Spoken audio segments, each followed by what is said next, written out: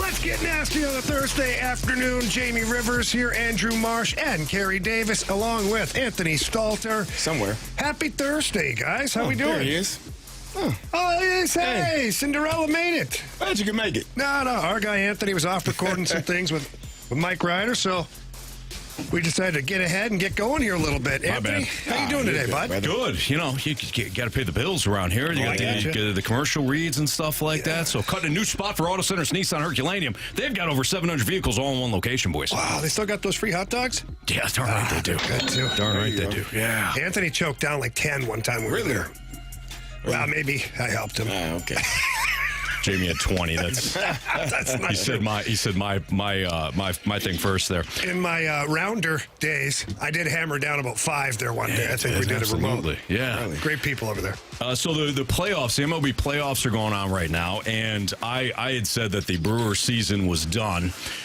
That looked like a correct prediction for about 6 innings, and then Jackson Churio happened, and Garrett Mitchell happened, and the Brewers wound up climbing back in that one. Do you guys, when you're watching the MLB playoffs, do you kind of watch it sometimes out of, like, spite? Looking at it with the Cardinals out and looking at the various scenarios that maybe the front office for the Cardinals would pay attention to, like the Brewers, for example, advancing out of the first round? Yeah, so the Brewers... For one thing, I guess the one, when I watch it, I actually, for the most part, most of the teams, I look at the teams, I'm like, the Cardinals can't compete with that. Yeah.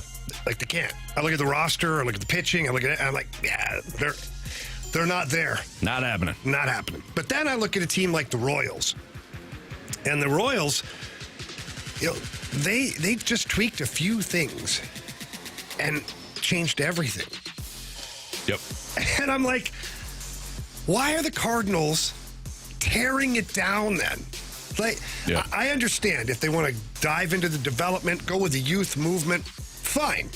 But when I watch the Royals play and I look back at what they were last year and just the small changes that they made, why can't the Cardinals do that while they expand the player development and do all that stuff? Like, I just don't, I guess in my head, I don't see why you have to become a non-competitive team to change the development process. Like, it doesn't make sense to me. I think that 2 things can happen at once. I think you can continue to try and have a winning baseball team. Define winning, I don't know. Better than losing. Above 500. Better than what it's been the last 2 years. Well, let's go with 85 wins next year. Yeah. That's fine, okay? Can we go for 90? Carey, I would love that.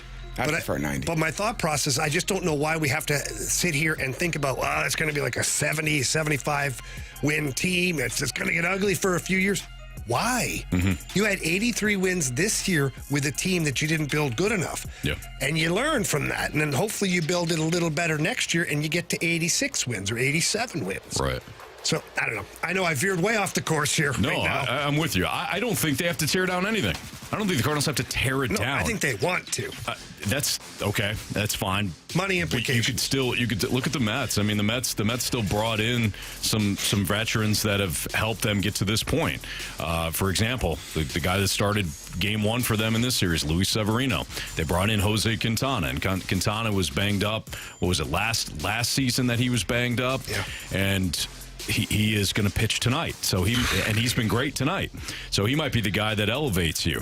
You can sign guys for 1 or 2 years and have them be a part of a competitive team. Now, you brought up the Royals. The Royals have their young studs. They got guys that they've drafted and developed. That's not unlike the Cardinals, but they're guys, of course, Bobby Witt Jr., some of the other young players like Pasquantino, that's at first base. He had a big hit yesterday. Those guys are producing for them. And then they sprinkled in some of those key veteran additions. Yeah. They made savvy moves, too. You get Cole Raggins from the Texas Rangers in exchange for Aroldis Chapman. Chapman was a 1-year deal. If he pitched well, they're going to flip him. And they did. And they got an ace out of him in Raggins. Doesn't happen all the time. But if you got a scouting staff that knows what the hell it's doing, you can start to pick people's pockets. None of that, by the way, has anything to do with spending big. If you want to go to the Phillies route, the Dodgers route, okay. But this is why I isolated the Royals, though. Sure. Because that's not a big market team. They're literally right across the state from you. In fact, they're a way lesser market than you are because you're the St. Louis Cardinals. Seriously. And why did they not tear it down? Like, I know they did years ago. Like, they went through their stuff. But last year's team was not good. And it can't simply be because the young players just got that much better. Like, not all of the young players made massive steps forward. Right. So it sparked my curiosity when I start seeing that happen, and I'm like, but why are we tearing it down? You don't even have to. Don't re-sign Paul Goldschmidt. You've shaved off $20 million right there from your payroll. Right. And he was fine a year ago, but he's. Here's the thing with Paul Goldschmidt. I'm glad you brought him up. If you were to pay him, what are the odds that his contract is going to match his production? Depends what you're paying him. And you're probably going to still pay him a pretty penny. Man. I would imagine. I wouldn't. Exactly. So if you're gonna pay, you had brought up, I think, the one time CD used Carlos Santana's contract at one time. Yeah. If you bring him back, is he going to match his production? Is the contract going to match the production? Probably not. He was fine by the end of the year. Like, his numbers were okay by the end of the year. He climbed back to being somewhat normal. But could that spot could that be freed up for an Alec Burleson? Or freed up for a Jordan Walker. Why not? Exactly. I would do that. And you've trimmed your payroll already. Yeah. What is it, $20 million? In and around $20 million. Right there, gone. And then if you don't bring back Lance Lynn and Gibson, that's $11 million each, respectively. So that's another $22 million. You're $40 million off your payroll, and you haven't done a thing. Right. Nothing. Right. You asked when I'm watching playoff baseball, what am I envisioning? I just enjoy fans having a good time, people enjoying the moment of being at a baseball game. Does it bother you that you said Jose Quintana starting tonight? It does. Based on what, does it bother you more that Jack Flaherty is starting Game 1 for the Dodgers tomorrow? No. You don't like those guys? It bothers me more that Flaherty's starting for the Dodgers, and here's why. Because you drafted and developed Jack Flaherty. Yeah. He had his bumps in the road. There was obviously some friction there. Could the friction have been avoided? I don't know. Jack Flaherty seems to be, for me, in my own opinion, to be someone who likes the friction. He likes the a little rough around the edges, sandpaper, the conflict. The grit. Yeah, likes conflict a little. Then you want those guys? Ain't that why you signed Lance Lynn? I do, but not at the detriment of the team. You've played with those guys before. Yeah. They're never happy. It's never good enough. And it's not in a good way. It's not like, he's pushing himself. No, he's just an a-hole. If they're performing well, Yeah, but he stopped performing well, CD. That's where it wore thin. Jack Flaherty went from being Cy Young to, can't play. I don't disagree. How is it now that he was able to perform well when he left? I don't know. But, because he's healthy. That's why. Oh, why is he healthy now, but he wasn't healthy here? I don't know. I don't know. I mean, but the Orioles, the cookie crumbles. The Orioles could be pissed too. Honestly, the Orioles should be more upset. Like they acquired him at the deadline last year, threw him in the rotation, wound up in a bullpen. Yeah. I don't think the Tigers. By the way, the Tigers in the playoffs, right? They traded him. They traded him to the Dodgers at the deadline. The Tigers were sellers. Yeah, they were. So part of this is just the randomness of baseball and guys staying healthy. I'm less upset about Flaherty than I am. I'm not upset about any of these guys. You don't. When you lack vision, you can't really be upset if somebody walks out and pitches well elsewhere or plays well elsewhere. And your organization lacks vision. You don't know what you're doing in 2 years. Jose Quintana for 2 years would have been smart, considering you eventually wound up with Lance Lynn. And it was worse. What did you have last year? You went and got Steven Matz. Right. And then that didn't work. Or no, it wasn't Steven Matz. 3 years ago. 3 years ago. But who did you bring in last year? Because he thought the rotation was fixed. It was Wainwright. Michaelis. So you brought back Wainwright. You brought back Michaelis. Wainwright, Michaelis. Quintana would have been. He was injured for half the year. He started in 13 games. Last year? Flaherty started. He started 13 games left. Quintana did. And he went 10-10 this year. He got injured in spring training, I think, or after spring training. Which may or may not have happened had he been a Cardinal. Who knows? You can't say it would have. You can't say it wouldn't have. My point is that You went and got Lance Lynn and Kyle Gibson this year. Two guys, two Jose Quintanas, basically, when you could have had one in-house still. Sure. If you had any sort of vision of how you wanted to construct the roster. Jordan Montgomery was the other Jordan one. Montgomery, thank you. Oh, yeah. So it would have been a tight. It's a crowded dance floor. It would have been a tight fit, right? Yeah. So no, I'm not upset that that any of these guys have gone on and pitched well. Flaherty it was done. It was kind of like Tyler O'Neill. Yeah. Tyler O'Neill going off to Boston and having success did not surprise me at all. It was just going to be a matter of if he stayed healthy enough to put up the numbers. But I've said this before, and I think it's something that needs to be looked into. Why do people leave here and get healthy? Because for me, if there is a place where you have all of this talent, you got guys that are talented, they get injured, come back, get injured again, there's something not right about how you're handling injuries or how you're responding to injuries. If people leave and they go have success because they're healthy now, well, why the hell weren't they healthy here? What aren't you doing, or what are they doing elsewhere? That's the question that always pops into my head. If Tyler O'Neill can go through an entire season and not complain about, I can't play on turf, my knees hurt. What are they doing to help him so that his knees don't hurt, but the Cardinals were unable to do? That is a thing. Medical staff is important, and how you help guys play every single day is extremely important. You cannot be cheap. And I don't know if they're cheap in that area, but we have learned that they are cheap in a lot of other areas. So it wouldn't be out of this world to assume that they have been cheap in that area as well. That's problematic because guys get hurt. I coached at a place where I had to tell our athletic director, I said, hey, man, you ever go in this training room, you see kids in here? Like, nah, I never see kids in there. I said, do you think we have like superhuman kids that never get hurt? I didn't think about that. I said, the trainer don't help nobody, man. That's why they don't go in there. They're not superhuman. They're just not getting the help that they need from this person. So they don't go, but they're hurt. And so if you are dealing with a place that does not heal you or help you heal in a timely manner, then you're going to constantly be hurt. And when I go elsewhere, it's like, oh, this is brand new. I'm not hurt anymore. That's kind of strange to me. I see what you're saying. I think some players, they're just prone to being hurt, though. Like Tyler Glass now went to the Dodgers. The Dodgers have money, and he's constantly hurt. CMC in football, he's a guy he's just always hurt. Like, I think the 49ers probably have a good training staff. They're one of the better teams in the league. He's hurt right now. Like, some players just get hurt.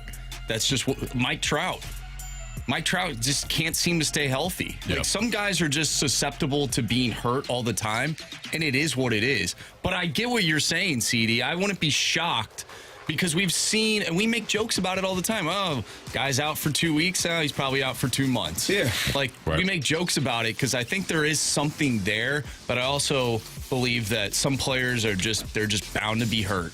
And it is what it is. That's Andrew Marsh, Carey Davis, Jamie Rivers, Anthony Stalter's Fastline on 101 ESPN. JR tweeted out some line changes for the Blues ahead of tonight's game against the Stars. We'll get into that, whether or not there's any takeaways to those line changes next on 101 ESPN.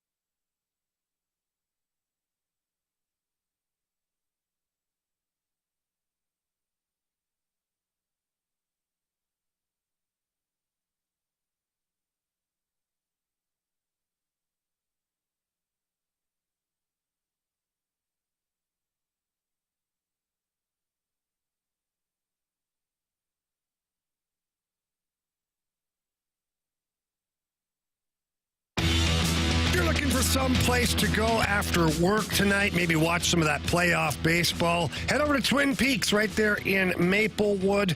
They've got a great setup with TVs all over the place. You watch any game you want. It's really an awesome setup. And let's not forget that they've got those 29-degree chilled beers, ice cold beer, which you're going to absolutely love. And hey, if you're a bourbon person like me, at Twin Peaks, they're proud to offer an exclusive and extensive collection of some of the incredibly rare bourbons, whiskeys, and tequilas for that matter. Plus, check out our barrel selects that are handpicked by the team and bottled just for you. Supply is limited, but you're going to want to check that out. And hey, tomorrow, National Taco Day. Head over to Twin Peaks. I talked about this yesterday. Their tacos are fantastic, specifically the new ones. The new quesadilla tacos are fantastic. You'll get a cold beer with that or a nice margarita, either or. You're going to love it, and you're going to thank me later. So please head over to Twin Peaks and visit all my friends. Eats, drinks, scenic views.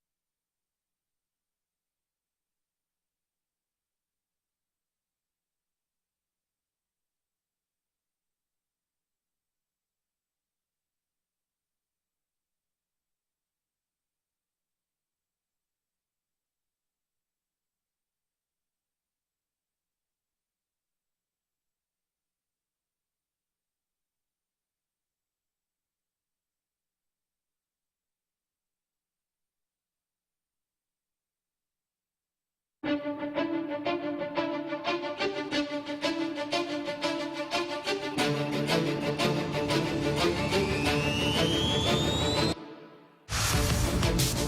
get tangled up as Perunovic goes down. Holloway to the front of the net. They score! Holloway will get the goal. Mrazek made the save. And the puck, I think, went off the skate of Crevier and in. The Blues are on the board. They've made it a 2-1 game. Chris Kerber on the call. That was against the Blackhawks as a Dylan Holloway goal. It's Fastline on 101 ESPN. Andrew Marsh, Carey Davis, Jamie Rivers. I'm Anthony Stalter. Jeremy Rutherford, our Blues insider with The Athletic, tweeted out the morning skate notes from today. And the Blues are making big changes to the lines tonight, according to JR. Holloway's on the first line. Texier's on the second line. Thomas, Kyrou are both split up. Shen is centering the third line. Foxa dropped from the third line to the fourth line. Kapanen playing third line where Saad could play after he's back from paternity leave. And then Bolduc is out. Jamie, you kind of talked about Zach Bolduc yesterday. Yeah. Not a big deal. They know what they have in Bolduc. They've seen what they need to see. This is just kind of a formality with him being out tonight. Anything else that grabs your attention there? Well, the Bolduc thing, yeah, they've seen what they've seen, but Drew Bannister did go on record today saying that, hey, it's not that we are not happy with them. I'm paraphrasing here a little bit, but just that he's kind of been stagnant here. Like he's going to be an everyday NHLer, he has to be consistently good. So maybe this is a little bit of a message for him. He will play on Saturday. I almost guarantee that. And as far as these lines are concerned, there's only one line that I look at that will be exactly the way this looks come Seattle for the first game of the season. That's the Foxa, Walker, Torpchenko. For me, that easily looks like the fourth line. Mm-hmm. The rest of it, this is jumbled. It is. Holloway, you're giving him an opportunity to play with Thomas, but Thomas isn't playing with Kyrou. Buchnevich is playing between Texier and Kyrou. Texier's had a good camp, but I don't know if he profiles to be a top 6 player. Sure. But hey, this is training camp. This is when you do this. Give guys opportunities. Mm-hmm. This is why I don't read into line changes so much. mostly because I've seen it over a bazillion years that I've been involved in the game, just how coaches like to just mix and match and see what happens. Right. Reward a player, especially preseason. Hey, Holloway's had a hell of a preseason. Maybe he's more than we thought. Maybe he isn't. Let's give him a shot. Let's play him with Robert Thomas. Sure. See what that looks like. Okay, there you go. You got Braden Shen back in the middle. Nobody talked all training camp. Nobody's talked about Braden Shen playing center. He's playing center tonight. Right.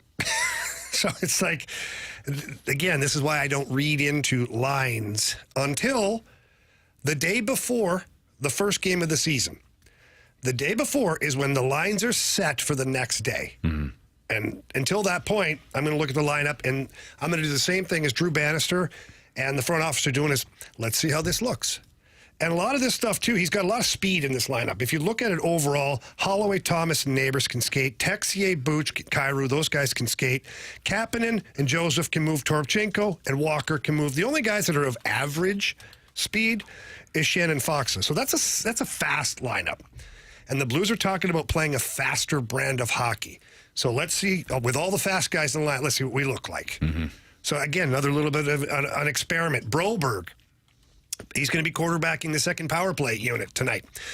Does he profile to be that guy? I don't think yet, but why not try it? That's why again, I look at these lines and I love seeing different lines. That means everybody's trying something different. But at the same time, until it's the day before the first game, I don't read into it. The coaches are always making line changes. It happens throughout the course of the year. The only people that freak out is the media and the fans. So I told you yesterday. we all panic because of the line changes. So Paul Maurice, who I love, and I think people got a real good glimpse of Paul Maurice during the Florida Panthers' last 2 Stanley Cup runs, just how great of a communicator and talker he is and all that stuff. He was on, I believe, he was on Cam and Strick, their podcast, and I was listening. And he coached in Toronto, which is a media frenzy, hockey hotbed. And he would tell them, he's like, I was reluctant to change lines in practice because the media, the moment practice was over, they're in the one guy's face. How do you feel about being demoted down to the third line? And then they're right over to the other guy's face. Hey, how about being promoted? And then they're in my face to get my reaction. And then whatever I say, they go back to those players again and say, well, coach said you need to work on this. So he's like, I wouldn't even change the lines in practice. Yeah. I'd wait till the game and try it in the game.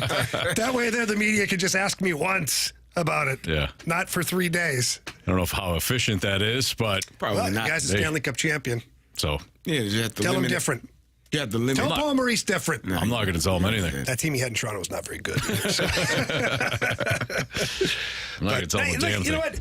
This is a fun time of year, man. This is starting to get exciting to where, it's Thursday and the team flight is on Sunday to Seattle. Now, they don't play till Tuesday, but, it's on, man. Mm-hmm. So Blues fans that are excited for hockey, now the Cardinals baseball's over and whatnot, I think this team is something to be excited about. I think there's something there.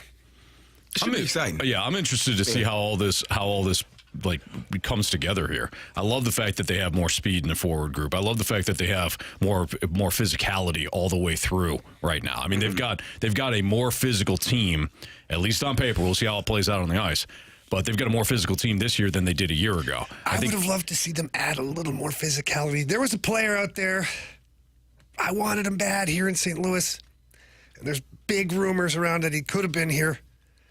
I don't know what hung it up. His name is Tanner. No, take that guy. Tanner Jeannot. Played in Nashville, played in Tampa. He's fast. He hits like a truck, and he fights everybody. I mean, everybody. You look at him sideways, he's fighting. And I think he'd have been a great fit here. I don't know what happened. Again, I'm not in on the meetings. Yeah. And I'm not even sure that the Blues had first crack at him or whatever, but I know Tampa, talking to people who I know in Tampa, they were looking to move said player, and that the Blues were a team that they had talked to. Mm-hmm. What does that mean? I don't know. They called Army. Army maybe said not interested, but they talked to him, right? That's why you have to be careful about what the talking means. Right. Mm-hmm. But again, to your point, they've gotten bigger, faster. I would like to see one guy that could take some of the heat off of Braden Shen.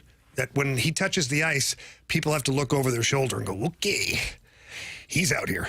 If you don't get in his way when he's trying to hit me, I'm fighting you. All right, the Blues and Stars puck will drop tonight at 7 o'clock. Pregame right here on 101 ESPN, your home of the Blues, at 6 o'clock. So immediately following our game, you'll have the Blues and Stars pregame. And again, puck will drop, Blues and Stars, at 7 o'clock. You can listen to all of the coverage for your Blues on 101 ESPN. We've got what's trending next in the Fast Lane.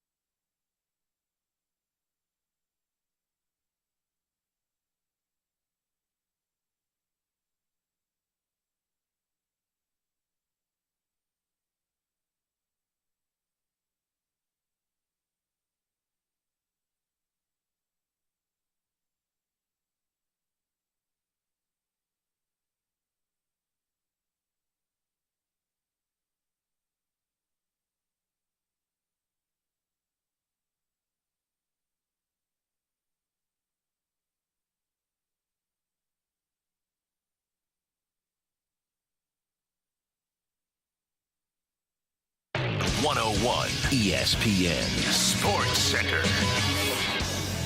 I'm Andrew Marsh. It's time for a Sports Center update driven by Johnny Londoff Chevrolet and Johnny Londoff Autoplex. City SC fell to LAFC last night. 1-0 the score. They'll take on Houston on Saturday with a 7:30 start time. The Tigers, the Royals, and the Padres are moving on to the division series. Detroit will take on Cleveland. Kansas City will take on the New York Yankees. San Diego going up against the Dodgers. And we'll find out tonight who the Phillies will take on as Milwaukee and the Mets are playing Game 3 of the wild card round. Tonight on 101 ESPN, you can listen to Blues preseason as they take on the Stars. Pregame starts at 6 o'clock. We have What's Trending coming up next. I'm Andrew Marsh, and the Sports Center update is driven by Johnny Londoff Chevrolet and Johnny Londoff Autoplex. See them at londoff.com. Chevy, together we drive. Are you kidding me?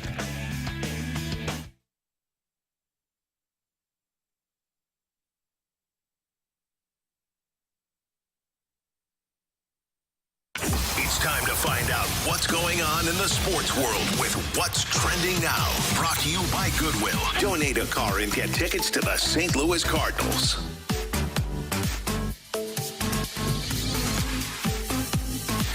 Welcome back to the Fast Lane here on 101 ESPN with Anthony Stalter, Jamie Rivers, and Carey Davis. I'm Andrew Marsh, and it's time for What's Trending. And Jamie, you have something that you would like to share with the class. I would like to share this with the class and our listeners, too. But it's more of a question for you, Marshy. Oh, for me? Yeah, Oh. I have a gift for you. Oh, no. I do. But if I give you this gift, you have to wear it for the rest of the show. Okay. If you're not willing to wear it for the rest of the show, I'm not giving you the gift. Is it... you know what? I don't even care. You don't care.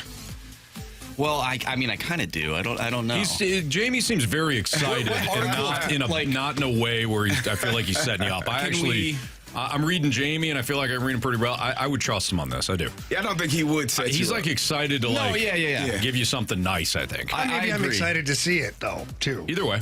What before we I mean, we're going to find out what it is. I'm going to wear it. I just Okay. want to know what article of clothes. Is it like a hat? Is it a shirt? I can't disclose. He can't get a place where it's going to be. No. Is it going to make me hot in the studio? You're already hot, Marshy, okay? All right, let's see According it. to the text Let's see line. it. Let's, Okay, you're in for it? Yeah. Do I need to close my eyes? You should. Okay. Oh, Lord. Do I need to stick my hand out like when I was a child? This is awesome. The entire show? All right, I'm going to hand it over to you. You may want First to of wear all, this the entire show. I'm going to show our YouTube channel. Okay. That's not it. That's the microphone. It's heavy. Okay. Oh, is this a football helmet? Open your eyes now. No way! That's awesome. Oh, I'm absolutely wearing this. So now, the next time you go to Cyberg's, you can come scuttling in with that. So thank you, by the way. I'm planning on going this Sunday, so Now, how's get this up gonna work? early, go to Cyberg's, watch the That's right, yeah, it's the Vikings early and game. Jets. I believe yeah. that's a real helmet. How is he This going to wear looks that sick. with his headphones, though? We'll figure it out. We'll figure it out. He had We'll the try it right now. Lindenwood- He had the Lindenwood helmet on the one day. So anyways, a huge thank you, by the way, to my friends over at Dirt Cheap. Corey, in particular, came across this lovely helmet. You look good, and man. He texted Thank me. you. Do He you, want said, do you want the chin strap to fit properly, or do you want me to get you together? Yeah, do you mind? All right, I got you. Make some adjustments there, CD. but yeah, so Corey, Tighten that thing up. Corey reached out to me and said, hey, I got a Vikings helmet. I think Marshy. I'm like, yeah. He goes, maybe if I drop it by. So Wow. This is awesome. This is so cool. For those that aren't on our YouTube channel, you can head to the Airlines Team YouTube channel at 101 ESPN STL as Carey Davis, Super Bowl champion, helping Andrew Marsh with his first ever football helmet. starting to look like a real football player over there. His Minnesota Vikings gift. That's like a real helmet. I think it's a legit helmet. Yeah. It's got the matte finish Oh and my everything. gosh, yeah. That looks awesome. Wow. All right, now let's see. Now we'll just have to get a dangling mouth guard. Yeah. Maybe quarterback for the Vikings. Or maybe the mouth guard that's cut off. I need and to put it at in the my top. put it at the Yeah. top. It's like The top of the cage yeah. there. Man, I haven't had an adult put equipment on me since my parents used to tie my skates when I was little. Marsh, have you ever worn a helmet? Did you play tackle football? No. No? You know who Marshy kind of looks like right now with his face sandwiched in that helmet? Wow. Go get him, kid. He looks like Julian Edelman. Okay, I can see that. I don't know. He kind of looks like Gardner Minshew. Maybe a little Minshew magic as well. There you go. There you go, Marshy. That's How's that thing feel? I feel like I'm about to line up and There you are. get absolutely smoked. That's great. There you go, buddy. Compliments of our friends over at Dirt Cheap. Yeah, that's awesome. Corey in particular. Good. Hooked them up. Nice. Very cool. I can kind of hear, so we're good. All right. Yeah. Yeah. All right, your chin strap is a little Hey, off. if it's not, We'll get it. if you're not Oh, getting You know what I should do? Oh, I don't know if it'd work. Put the microphone or the headphone we go. inside There the you go. helmet. There you go. Like I'm That way you getting can hear. plays. Yeah. Actually, you know who you look like right now, when I think about it, is when Russell Wilson was inactive and he tried to be on the sidelines and had headphones on, full gear. Hey, let him know. Run a pass. Run a pass. Let him know, defense. Let him know. Oh, man. That's awesome. Yeah, this is cool. Thank you. You're welcome. Hey, at least wear for what's trending. Yeah. There you go. Yeah, no, This I'll is kind of keep it your on. segment as it is. So I'll straighten that chin strap out when you get done. That chin strap's a little crooked. Huddle up. It is. It's a little It is crooked. a little. Yeah, we'll get you. that's all right. We'll get you squared It away. looks good. That purple looks good. Thank you. Yeah. It's a pretty sick helmet. It is. It's a really sick This helmet. is super cool. Nice. This is really cool. I don't think I mean, this is up there, like top 5, like coolest, like memorabilia things that I've Pretty awesome. been given to. There we go. It is slightly slanted on my forehead. We're gonna tighten your chin strap up when we go to break. Yes. Because it's crooked right now. You look like a fifth grader putting the helmet on for the first time. Look It's like okay. a practice squad guy. Yeah. Gotta get you squared up. Get your chin strap on there properly so the helmet doesn't move. Where can I buy a... You need a mouthpiece? No, not a mouthpiece. I want one of those visors. I don't like that. Give me I'm sure you like can the go to Brian Dawkins visor I or think you something. could probably go to like Dick's Sporting Goods or somewhere like that. They've got to carry some of that. Yeah. Oh, sure. Yeah. Marshall, you know what Amazon. else? You could try this thing they call the internet. Oh, okay. I think they sell them on there. Yeah. Amazon to good find. call. You'll be able to find one. All I keep picturing now is the kid in Little Giants when he puts on the helmet the first time and he goes, "I can't see what this is on." He's the kid that runs into the goalpost. The goalpost. Yep. Oh man, that's funny. Well, You talk about my mama. well, there's one thing I did want to bring up in what's trending is Caitlin Clark named WNBA Rookie of the Year. One, did you see this coming? I think that's kind of a. I think we all saw that coming. We all saw that coming. Especially when Angel Reese went out with the injury. Yeah. Yeah. It was kind of the writing on the wall at that point. I don't think that was close anyways. I mean, if you're the WNBA and you already snubbed Caitlin Clark from being on the U.S. Olympic team, not that they did it, but the WNBA is not going to snub her as Rookie of the Year. She's the only reason that they were selling out stadiums in certain cities because, you know, like. And plus she had and I know you're saying this too, but she had the numbers. Oh, she's a fantastic She had the player. production. Angel Reese had how many double-doubles? She did an She had awesome a bunch job, of too. them. Yeah. Yeah, but Carey's right. I mean, once Angel Reese missed the last, half month? Yeah. With the injury and the surgery, that it was kind of a foregone conclusion. Good for Caitlin Clark. You know how many times I remember this with LeBron. How many people were saying when we were all watching his high school games, like, this kid ain't gonna live up to the hype, and then he came in, you're like, wow, He's really good. okay. How many times do you actually live up to the hype? Yeah. And Caitlin Clark has. I was one of those. I thought for sure. I'm like, I just don't know if her game's going to translate. What? I thought you were saying I lived up to the hype. Oh, no, Like you actually, I personally. didn't. Anthony, it was quite the opposite. No, the it's- hype was way up there, and I did not come close. You did to me. But All right. Caitlin Clark, I was one that thought, well, I don't know if it translates to playing against professional women, and those girls are good and they're tough, and Yeah, it did. it did. Pretty impressive. Last thing here. This is pretty cool. And of course, your St. Louis Cardinals are a part of this stat, but the Tigers, the Detroit Tigers, are the 4th team in history to win a playoff series after being 10-plus games back of a playoff spot at least 110 games into the season. There are 3 teams that have done it before the Tigers: the 64 Cardinals, the 69 Mets, and the 2011 St. Louis Cardinals. All 3 teams went on to win the World Series, and now the Tigers are the team that have done this. We'll see if they win the World Series. Oh, I think they are. But this is a pretty cool stat. And, That is pretty cool. Crazier things have happened. So the question now is, are the Tigers ruining Major League Baseball? Because the Cardinals would be like, well, the Tigers. Somebody else shared that same viewpoint. We'll get into it next on 101 ESPN.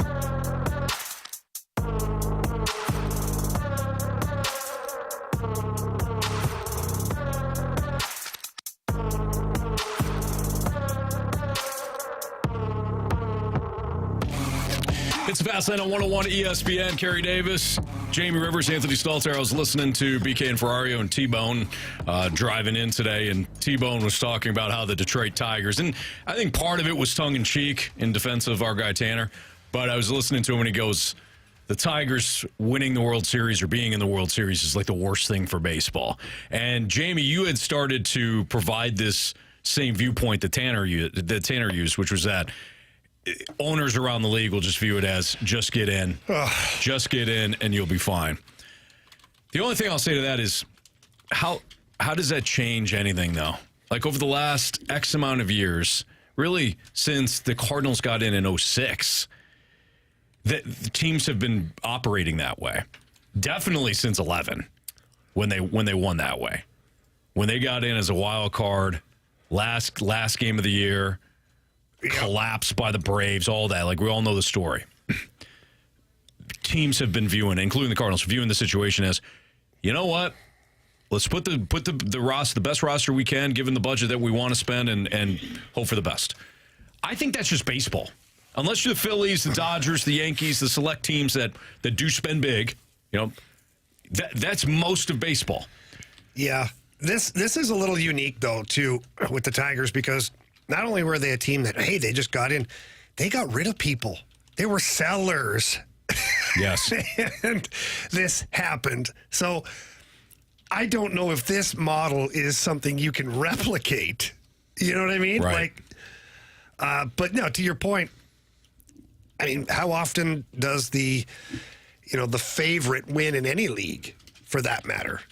If you get some of your big markets that they get into the playoffs and whatnot, but it's really not a foregone conclusion. Right. That, like last year, the Texas Rangers win the World Series. Yeah, they were in the wild card round. The wild card round. On the road. And just like year after year in every sport. Now, of course, you do like the Florida Panthers last year. They were I don't know if they were the favorite to win the Cup, because I think there were some other teams that had good teams, but they were one of the teams you're like, oh, yeah, I could totally see them winning the Stanley Cup. They're supposed to. Yep. But Vegas, when they won it, they weren't really the best team. They just had the best run. The Blues, obviously, weren't the best team. Now, the Tampa Bay Lightning kind of throw water on that theory because they had a bunch of friggin' all-stars, and they won it, three times in 5 years or something? So, but yeah, it's fun. I think that's what makes sports fun, is the underdog, especially in the playoffs, has a chance. I agree. I don't know if it'll ruin baseball. I mean, you can see you don't have to spend X amount of dollars to obviously have the success. Them going in the direction that because they were sellers at the trade deadline, that's the part where people will probably be like, oh, you don't know how things are going to play out. They were in a division with the Chicago White Sox. I'm sure that aided in some of those wins, playing those guys as often as they did. But the Diamondbacks were in the World Series last year. They weren't a team that spent a lot of money. Like, I don't think the Dodgers are going to say, you know what? We can make it to the World Series without spending Shohei Ohtani money. I don't think that matters to them. Yeah. I think that the teams that are at the top, they're going to continue to spend how they spend, to the top of their ability, whatever they feel is they're capable of spending to get the best players, because it's like playing the lottery. Like, when I don't know if y'all did this. When we were on the plane, we would, guys gamble. What? But you gamble. But we would get so per diem. Carey. You get your $20. You write your number on it, your football number, and you put it in a pot for the stewardess to pull. Now, some guys would put $100 in the pot with their numbers on it because they get more opportunity, more cracks at the pot. Me, I'm just putting my $20 in there. I still got the same. I got a chance to win, but I don't have as much of a chance to win as some of the other guys. That's kind of how the Dodgers look. We all got a chance to win, but if I go get Shohei Ohtani, I got more of a chance to win. So you're not going to limit those teams that are going to spend money. They're not going to just say, well, Diamondbacks did it last year. Right. Detroit Tigers do it this year. Why the hell do we need to spend out? No. Yeah, the Dodgers are still going to be the Dodgers. They're still going to spend money. The Yankees are still going to be the Yankees. Yeah. The teams that are normally are accustomed to spending that money, they're going to spend that money. Now, you're looking at the Cardinals. Now, they are a team that says, $60 million is $60 million I can save. Let's do it. It will impact some teams, but I think the teams at the top, I don't think it'll matter. Can I say something crazy here for a second? And it might be absolutely foolish. I don't know. It popped in my head, and I figured I'd share it with you guys and all of our listeners. When it comes to the Dodgers and the Yankees in particular, those two teams, do you feel like winning is what they're trying to do? Do you feel like winning matters to them? And I ask this question because they always go grab the biggest free agents, right? Mm-hmm. Now, one would think automatically, well, that's because they want to win. Mm. And that, winning might be a result of getting these players. But when they get these players, are they thinking big picture and just money being made? They're paying big bucks for those players, but look at the people that come to watch Shohei Ohtani. Look at the jerseys that have been sold, the bobbleheads, the posters, like you name it. And that's not just the United States. Because it's Ohtani, this is worldwide now. Mm-hmm. Like, do you think that the main focus is winning, or the main focus is let's go get these star players so we can continue to fund the cash cow?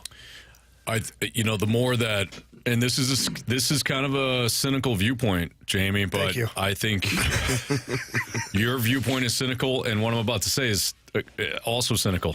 I think the more that I observe these teams, the more I realize it is about the almighty dollar. Yeah, you're trying to win, but I almost feel nowadays winning is ancillary, and how you do it is ancillary. Like the Dodgers know they can spend a lot. They know that if they spend on the right players, they will have the superstars and people will show up. They'll be in the postseason. They'll get a cut of those revenues, and they'll have an opportunity to win the World Series. The Yankees are similar. The Yankees fan base will show up with stars. That's my point. It's always been that way. Imagine New York and L.A. If the Dodgers if the Tampa Bay Rays roster was playing for the Dodgers, that stadium's a quarter full.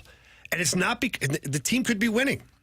Because it's not the sexy thing to do out in L.A. to go see a bunch of nobodies. Mm-hmm. I'm going to see Ohtani, Mookie Betts, Freddie Freeman. No offense, Brandon Lau. Okay, or Josh Lowe. Either way, I'm just saying, in the Yankees, right? They're not showing up to see the Rays roster. They're showing up for Aaron Judge and Juan Soto primarily on that field. Giancarlo Stanton when he's able to play. So that's what makes me think. I'm like, they go out, they get the cash cows, and the team continues to just print out money because people want to see superstars. Right. Well, to further your point, and Marsh, looking forward to hearing your take on this, but to further your point, what do we always talk about that wins in postseason baseball? Pitching. What have the Yankees rarely had? Pitching. Same thing with the Dodgers. It seems like they're always hurt. Yeah. And the Dodgers have done a much better job from a pitching standpoint than the Yankees. But they've had, so they got Garrett Cole. They have spent on like Carlos Rodon, but they always seem to miss big with the pitching. It's not as much with the batters. They'll keep reinvesting in their offense, but the pitching they've never figured out. What was going to be your? No, go ahead. I was just gonna ask. Do you think the Phillies fall into that category too? Well, I think the Phillies fan base would absolutely revolt if they didn't have stars to go watch. It's interesting though. Philly. Because Philly's not L.A. and it's not New York, right? But it is a big city. It's a big sports city. Sure. And maybe it's just the Eagles that I'm thinking of. But when you think about like Jason Kelsey and that the way that he fired up the crowd and the time that they won the Super Bowl, they had the dog mask and something like that's more Philly in my opinion. But the team was still good. The team was good, but the Phillies, I think you do need that star power. I do think that their roster plays to their city too. Like I feel like Bryce Harper's perfect for that city. Yeah, Bryce Harper is a unicorn. Mm-hmm. He is Mr. Baseball, play a hard nine, and an absolute superstar. Mm-hmm. You don't really get that in a lot of players. For me, I think it's both. I think teams like the Dodgers and the Yankees, I think the brand, even the Dallas Cowboys, I think teams like that, the brand matters on the way to hopefully winning a championship. Like, if you don't win, you still know you're the Cowboys. We're still the Cowboys. People are still going to talk about us. We can be 2-2. We can be 1-3. We can be, a team not making the playoffs, or we can be a team that's outed in the first round. Mm-hmm. People are going to talk about them. Same thing with the Yankees. People are going to talk about those teams. So I think it's the brand recognition. They understand how to market their teams and their organizations with the hope that I win a championship along the way. Yeah. So, yeah, I think it's both. And I think the brand, the product does not, we talked about this last week, the product does not match the brand for the Cowboys. And sadly, the product does not match the brand for the Cardinals now. The product has gotten worse. The brand is still strong, but I think the Cardinals have also, from a front office standpoint, hid behind that brand for a long time, thinking that they could just do enough and the fan base will be fine and they'll continue to show up. And the last 2 years has now proven otherwise. The bottom has fallen out. It's the Fast Lane on 101 at ESPN. When you don't have Mahomes, Lamar, Josh Allen, another elite franchise quarterback, what's the next best thing to have from a roster standpoint or otherwise? We'll get into that next on 101 ESPN.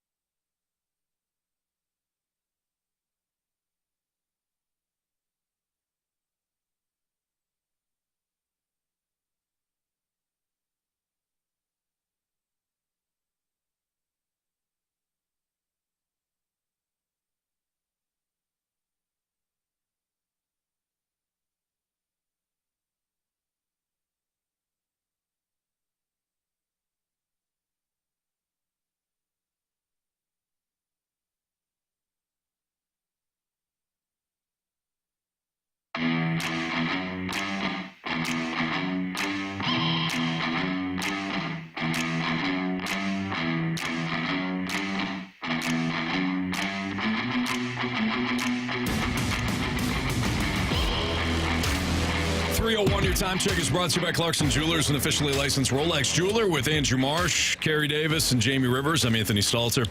I was thinking about this in relation to what we've seen from a quarterback standpoint this season. So Marsh just got his Minnesota Vikings helmet from dirt cheap, looking good with that helmet on. Sam Darnold's been fantastic this season. Baker Mayfield's going to play tonight. Baker Mayfield has been excellent. We saw Geno Smith play on Monday night. Geno put on a show. when you don't have Mahomes, Lamar, Josh Allen, Joe Burrow, any other elite quarterback that's a franchise no-brainer, what's the next best thing to have? And can I interest you guys in a play caller that's going to maximize the quarterback's potential? Oh. Because to me, Sam Darnold bounces around for years. Jets, Panthers, backup last year at the 49ers. And now, through the first 4 weeks, he's been one of the best quarterbacks in the league. Well, Anthony, I got to say, it's been my head coach. He's put me in a great situation to succeed. Uh-huh. And we're 4-0 right now, baby. Yeah, you are. And I'm having a career year. Yeah, I am. Not hard. He puts the helmet on. Not hard. He becomes Sam Darnold. Yeah. I like it, Marshy. I like it. I was thinking player as opposed to a coach, because you can, if you don't have the quarterback, it doesn't matter what you scheme up. We say often it's not about the X's and O's, it's about the Jimmies and the Joes. Mm-hmm. Like, guys got to be able to make plays. If you got a pedestrian at quarterback, you're probably going to struggle. And so I immediately went to T.J. Watt, who played with Mason Rudolph, Duck Hodges, and I don't even remember who the other guy was. Trubisky. Who else am I like? I think you covered him. But you got T.J. Watt on the defense going after the quarterback. Having a pass rusher. If you don't got that quarterback, you need to have a pass rusher to get after the opposing team's quarterback. Max Crosby is another one. Like, Aiden O'Connell is probably not a future Hall of Famer. No knock against him. Gardner Minshew is a hell of a backup, but being a starter, it's not really the role that I think fits him the best. You got Max Crosby on the other end, on the opposite side, going after quarterbacks. So if I don't have a passer, I need to have a pass rusher, somebody that can get after the quarterback, at least give us a chance to get an interception, scoop and score, get our offense back on the field to run the ball down and kick field goals. Whatever I got to do, I got to have a pass rusher. But Kenny Pickett, thank you. Kenny, oh man, it's a first rounder. Bunch of them. Kenny pick six? What? Kenny pick six. But how many years were you watching those guys with Matt Canada and I just didn't watch offense. The sweet release of death? I just didn't watch offense. We wrote I certainly did. We wrote Baker Mayfield off. We wrote Sam Darnold off. We wrote Geno Smith off. What's the one common denominator? They found systems that maximize their talents. Baker Mayfield went to Sean McVay's system there in L.A. Dave Canales runs a similar system, and now Liam Cohen, their offense coordinator, runs a similar system. I don't think it's just the fact that he's in Tampa, because Baker bounced around too. Cleveland, Carolina, the Rams, found a home in Tampa. And I think one of the reasons is because, he's got Chris Godwin, he's got Mike Evans, but he's in a system that maximizes his strengths. And you could say, well, all these guys got, big-time weapons around them. Okay. That I could buy into that too. But I think without the system and the structure in place, it won't matter. Like, Brock Purdy was the last pick in the draft. The very last pick. And the 49ers were dedicated to Trey Lance. Gave up all that draft capital to go up and get him. Wanted with Brock Purdy. Why does Brock Purdy have success? In large part, he's got a good surrounding cast, but Kyle Shanahan's his offense coordinator. So I think if you find the right guy that can actually maximize what we'll call B quarterbacks, I think that's significant. I think we're seeing it again in the NFL. What do you think, Jamie? Yeah, I think it's interesting, right? Because you have so many. It goes back to the quarterback conversation we've been having for weeks now of bad teams picking star quarterbacks and not developing them, or just having a plan, whatever, just ruining them. Mm-hmm. And I don't know. I don't know how you fix that part of it, because teams who are terrible need a franchise quarterback. Right. But I don't know if there's rules you could put in place or stipulations. You can't have a roster building rule. That seems kind of foolish. Yeah. So I think there's teams out there that, if they're smart, the Tampa Bay Rays of the NFL, that are continuously scouting young quarterbacks who are failing miserably in their first stop, and then as soon as they get dumped or cut or whatever, swoop in, rehabilitate them, and then you can get a quarterback on the cheap at that point that you saw something in them, or now you have a team, like maybe your offensive line is good, you've got some good weapons, but your quarterback that you have is retiring or no good at all. Bring in a very able quarterback that you can develop, and all of a sudden you're protecting him. It helps his development. Like, you're seeing it now. The teams that are good from a roster standpoint that bring in a young quarterback, that quarterback's having a pretty good amount of success. And the quarterbacks that are on their second or third stint that were former first rounders, those guys, to your point, are starting to show success. Why is that? Like, it seems like the most backwards way of doing things when you're talking about a franchise-type player. Yeah. Well, look at the franchises where they went, though. Like the organizations that they went to. Sam Darnold went to the Jets. I know. Dysfunction. Baker Mayfield went to the Browns. Dysfunction. Like, it starts at the top. You can, and then when you put them in an organization that has a clue or has an understanding of how to have success, they generally have success. Geno Smith, Jets as well, correct? Second round? Yes. He got punched in the face by his teammate and broke his jaw, right? Right. Like, that's dysfunction.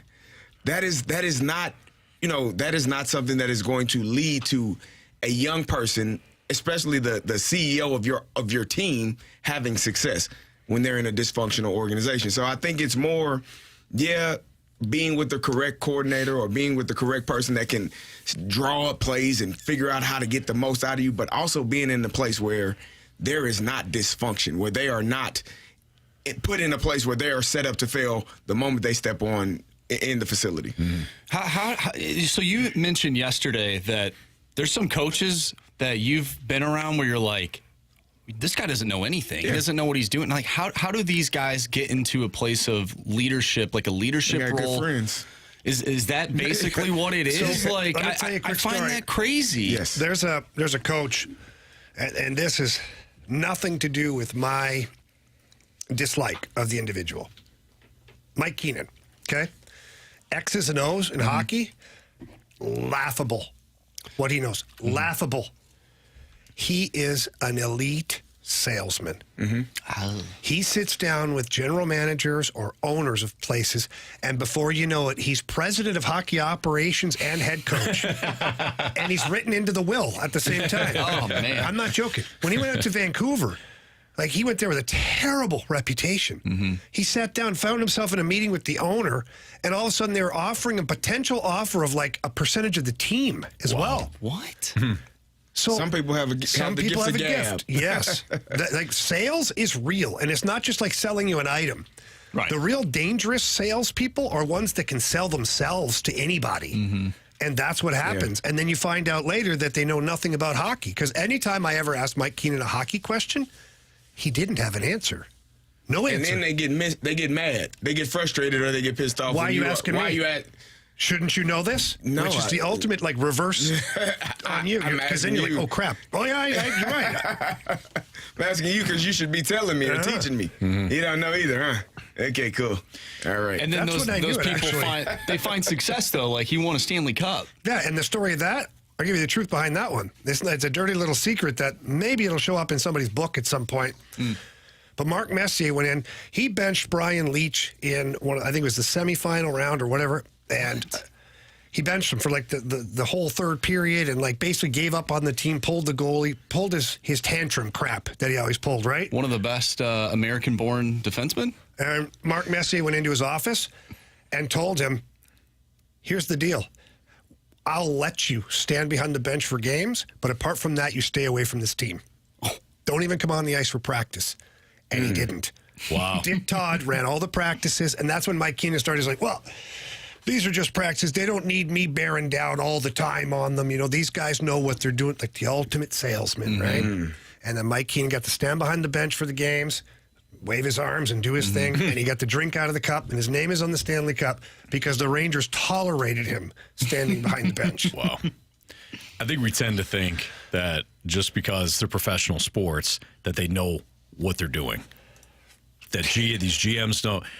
I'm not saying that they didn't earn the opportunity, but when you get to a certain level, you're still either one of the best right. or one of the worst. Yep. or Somewhere in between. average, and you just kind of bounce around. Sometimes you have success, you got a bunch of good people around you, or sometimes you just you flame out quickly because you don't have the personnel skills, or you flat out don't know what you're doing. Yeah. Just because they work for a professional team doesn't mean they know what they're doing. And I'm sure you guys seen. It's not just Mike Keenan. I know, Carey, that you've shared some stories off air too about certain individuals that He's just gotten flat better, out. though. It's gotten better for him. It was bad. Kyle Shanahan, like in I wasn't going to mention him, but it was. you were in protection. Washington. Yeah, pass protection. I was like, oh, what the hell are you doing, sir? You're going to get Donovan McNabb killed. Oh. Like, you're not going to say anything? Mac, he's not blocking somebody, man. You gotta block all of them. Yeah. Not gonna block. But I think he has grown and gotten better and realized, or maybe that was just a moment where he misspoke. Yeah. But he did it a couple of times. I'm like, that's not right. Does that ultimately come down to ownership? Like, we talk about some of the teams that just ultimately have dysfunction, and they always will. The Jets, the Browns, name whatever team that you can think of in any professional sport. Does that ultimately come down to the ownership and how much they're willing to pay attention to the people that they're putting in power? Yeah, probably. Yes. I mean, how many times do we see, like, if there's a rumor that Dan Morgan is now running things in Carolina because he had, like, the owner's wife liked him. Like, she just got to know Dan Morgan at games and things like that, and we're like, hey, this guy's great, and then told Tepper, hey, he's got to be the next guy. Yeah. Dan Morgan hasn't run a front office. Mm-hmm. He's also part of the same group that drafted Bryce Young and all that, but still, he was elevated. So, yes, I do think there's, to Jamie's point about Keenan, there is that salesmanship, there is that the owner falls in love with somebody for some reason, and then looks past a lot of the resume, and then everybody's looking around like, how did he get that spot? Gives him an extra year. Yeah. So, all right, it's Fastlane on 101 ESPN. We're going to give you how the 12 MLB postseason teams were built and discuss whether or not the Cardinals can find a way to replicate one of the teams with their new philosophy. That's next on 101 ESPN.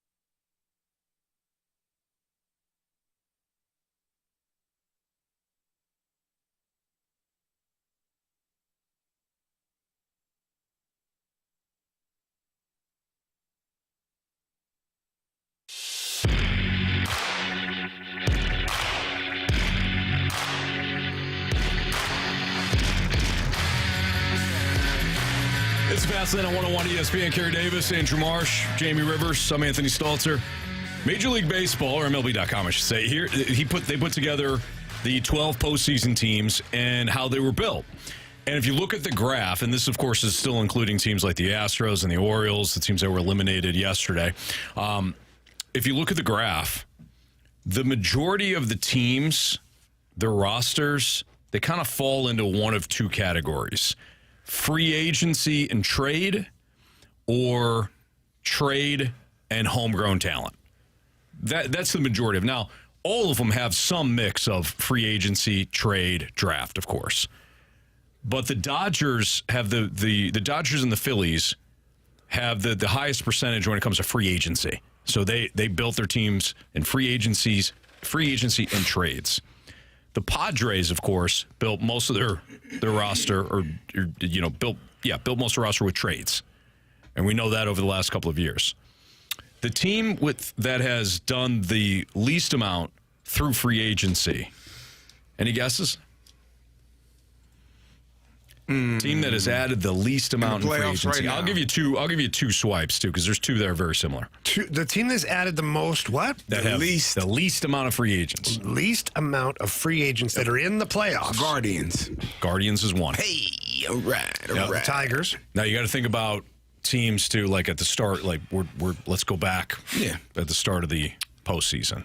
Yes, Cleveland is one. What'd you say? I said Tigers. Tigers are pretty close too. They're like third in terms of free agency. Yeah, I think CD's What on about the Royals? No, 10.3% of their roster. What about the Orioles? Orioles. Good. That's what I thought you were saying, the Orioles. You said the Royals. Where that voice is a little. The majority of the Orioles roster was built through the draft, and then trades.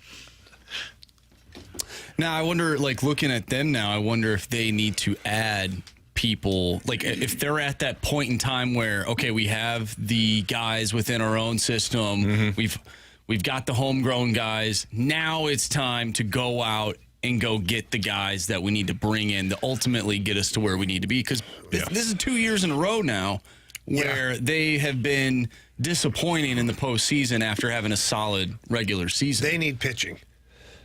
The Orioles?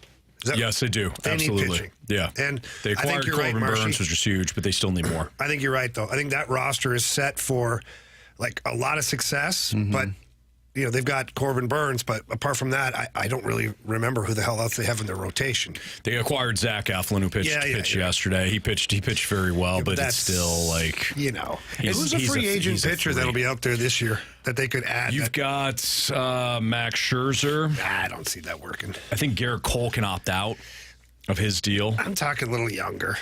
Oh, a little younger. Like maybe free agents. Let's see here. I know Montgomery could be, but I don't know if the Orioles want him after the season he had this year. Diamondbacks don't even want him. Exactly. I wonder if they go through, while you're looking that up, this is what happened. This is what happened to the Cardinals a few years ago, right? Like we say, okay, yeah, they need pitching, and they do. But when you look at how they lost because their offense didn't show up. They only had one run all year. So I wonder if they think that they need to go out and get more offense, and they don't get the pitching, and they ultimately don't succeed because they don't have more than just one really solid dude. So, Marshy, the Cardinals losing that year, was it because they didn't have the offense or the other team's pitching was very good?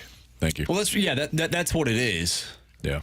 But, I mean, I think it's too small. I know what you're saying, Mark. Kansas City's rotation this compared to what the Phillies had, like, I think it's a little different, but I've seen the text too, and I've seen people say something similar. Hey, the Cardinals need offense. They need offense. Don't forget, we're also dealing with a very small sample size. We're dealing with 3 games: the Dodgers game that they lost in the wild card, and the 2 Phillies games. That's it. That is it. If they were to advance in any of those games, do they stack up against what everybody else has? Probably not. Probably not. Yeah. And we'd be having the same conversation. They need pitching. Here's the starting pitchers. Corbin Burns is a free agent next year. Garrett Cole can opt out. Blake Snell can opt out and probably will opt out. Yusei Kikuchi can is a free agent. Michael Walker is a player option. Freddie Peralta is a club option. Max Fried, who did not look good last night. Nathan Eovaldi's got a player option. Jack Flaherty is a free agent. Jordan Montgomery's got a player option. Nick Martinez can opt out. Pivetta, Verlander. Kyle Gibson is a club option. Merrill Kelly is a club option. Sean Manaea can opt out. There's going to be some decent veteran pitchers out there for the Orioles if they wanted to go that route. But if you look at like the rosters, the Dodgers, the Phillies, even the Braves, they're all a mix of free agency and trades. If you're looking at the Orioles, the Tigers, Guardians, they're more trade and drafts. The Yankees kind of got a healthy mix of both, and the Royals, believe it or not, have a healthy mix of both, but they would lean more toward homegrown players. Really, I think what you're looking at is just it's just a mix. And graphs like these are really fun. But what we all miss is that it's about making the right moves, not about making moves. We talk so much about spending. Got to spend more, got to spend more, got to spend more. You're never going to match the Dodgers and Phillies. It's about spending on the right players. The Dodgers typically don't bring in guys that bust. I mean, really think about that. They made a significant investment in Mookie Betts. Mookie Betts is a stud. Yeah, that was low risk there. Shohei Ohtani. Low risk, high reward. Yeah. They signed Shohei Ohtani. Shohei Ohtani's a stud. They acquired Teoscar Hernandez. Hernandez is a stud. They don't miss, typically, because they're going after the premium guys. They're not going for the mid-shelf. And I feel like the Cardinals have mostly missed because it's that mid-shelf look. We got the text line wants the Cardinals to trade Sonny Gray to the Orioles for Jackson Holiday. Okay, yeah, that's not a bad idea. They're alluding to the fact that the Orioles already have a shortstop. Yeah, there you go. In all honesty, though, that would be a team that if you were going to deal Sonny Gray, like they have a surplus of young talent. Yeah, they do. John from the Snake Pit goes, Anthony, the Cardinals are a mix of free agent and trades. They just aren't good. Good free agents or good trades. Yep, there you go. Exactly.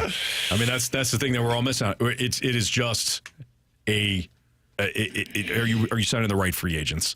Are you able to develop the right players? I think the Cardinals, when they signed those free agents, they had the expectation that they would be the right people. No?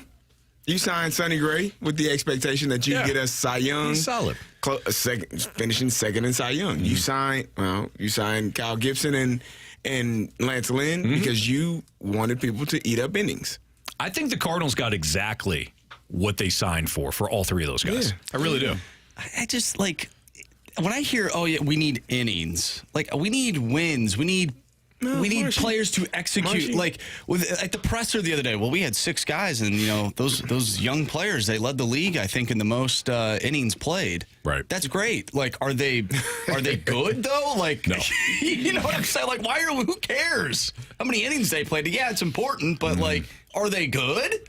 That's the question right there, and you already know the answer to that, Marsh.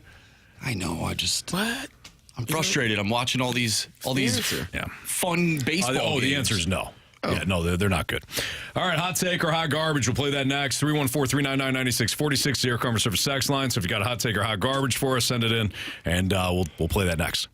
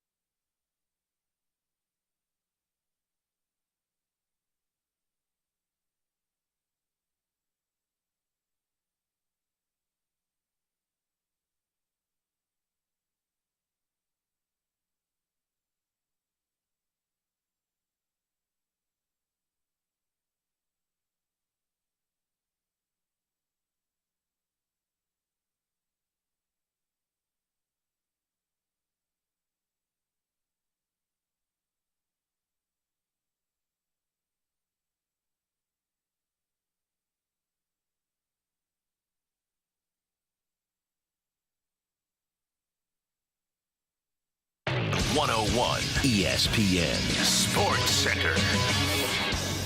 I'm Andrew Marsh. It's time for a Sports Center update brought to you by Saliga Heating and Cooling.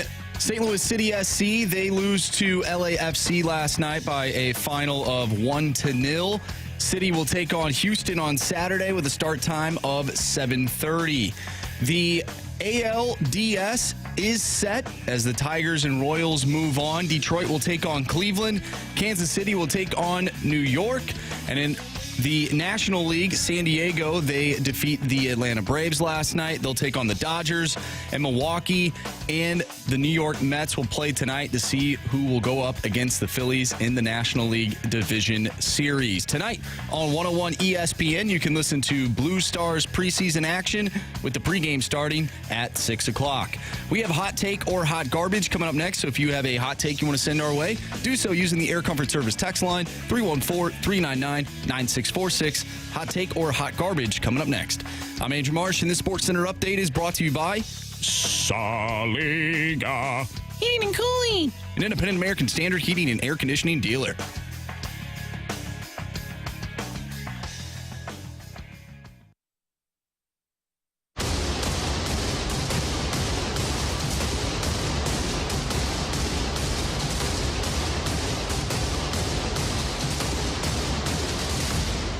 Boom! Hot take!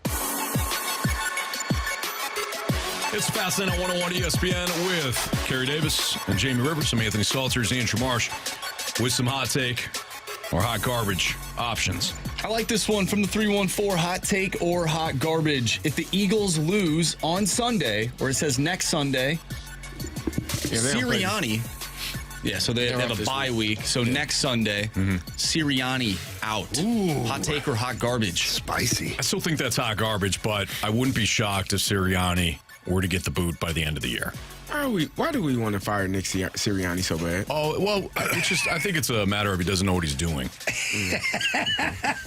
Well, they do play the Browns, so they play the Browns and then the Giants when they come back from the bye week.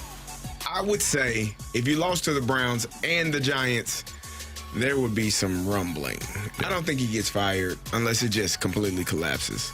But the man took him to the Super Bowl 2 years ago. Why are we so ready to fire him? We've seen coaches go to coordinators. the Super Bowl and get fired the next year. Well, he lost both coordinators last year. Going into last year. They couldn't stand working with him. No, they got jobs elsewhere. They became head coaches. He fired those coordinators that he had last year and got new guys. But I don't know. We'll see how it goes. I think it's too soon to be thinking about firing him. I do think he gets fired at some point because I believe he will continue to not win. And certainly not win the amount that he's supposed to. But I think it's too soon. I think it's hot garbage that he, after the bye week, like that following week. Yeah. I mean, you're right, Carey. He did help bring them to the Super Bowl. Yeah. But he was also calling plays early on in his tenure, stopped because Shane Steichen was there. And then That means he understands leadership. Absolutely. Took a step back. Yeah. That offense took a step back, too. I can sell some things, got a too. friendship? Yeah. I'm a salesman. Oh, yeah, I can see it. You know what, Carey? Just like our guy, Danny Dimes and Kyler Murray, You just got to protect him. you'll come around on Sirianni. You got to protect him. I don't think Kyler Murray is. I don't know. Danny Dimes didn't look bad, though. You even agreed. Yeah, he was drunk. Agreed. Oh. Comparatively speaking, Not Danny Dimes, Anthony. No. Oh. he may have been. I don't know. Comparatively speaking, yeah, Daniel Jones did not look as bad as he normally does. There you go. I'll give you that. Step in the right direction, Hey, Anthony. Cardinals are going to upset the 49ers this week. I don't know about that. Cardinals are? Yeah. Okay. All right. Maybe. I mean, I'm not putting that in my pick'em challenge, but, you just never know. Just do what Jamie does and say it on air. Yeah. But not actually pick Don't him. do it. You don't know that to be true, Anthony. I definitely No, do. it's you accusing me of things. I don't Is like he, though? that. Is he? Is he not? I don't know. Is he? He's not accusing you of I anything. don't think he is. Not my guy. He gets me. Yeah, he does. From the 636, hot take or hot garbage, the Blues will go into the All-Star break with a losing record, but will finish strong and make the playoffs. I think that's hot garbage.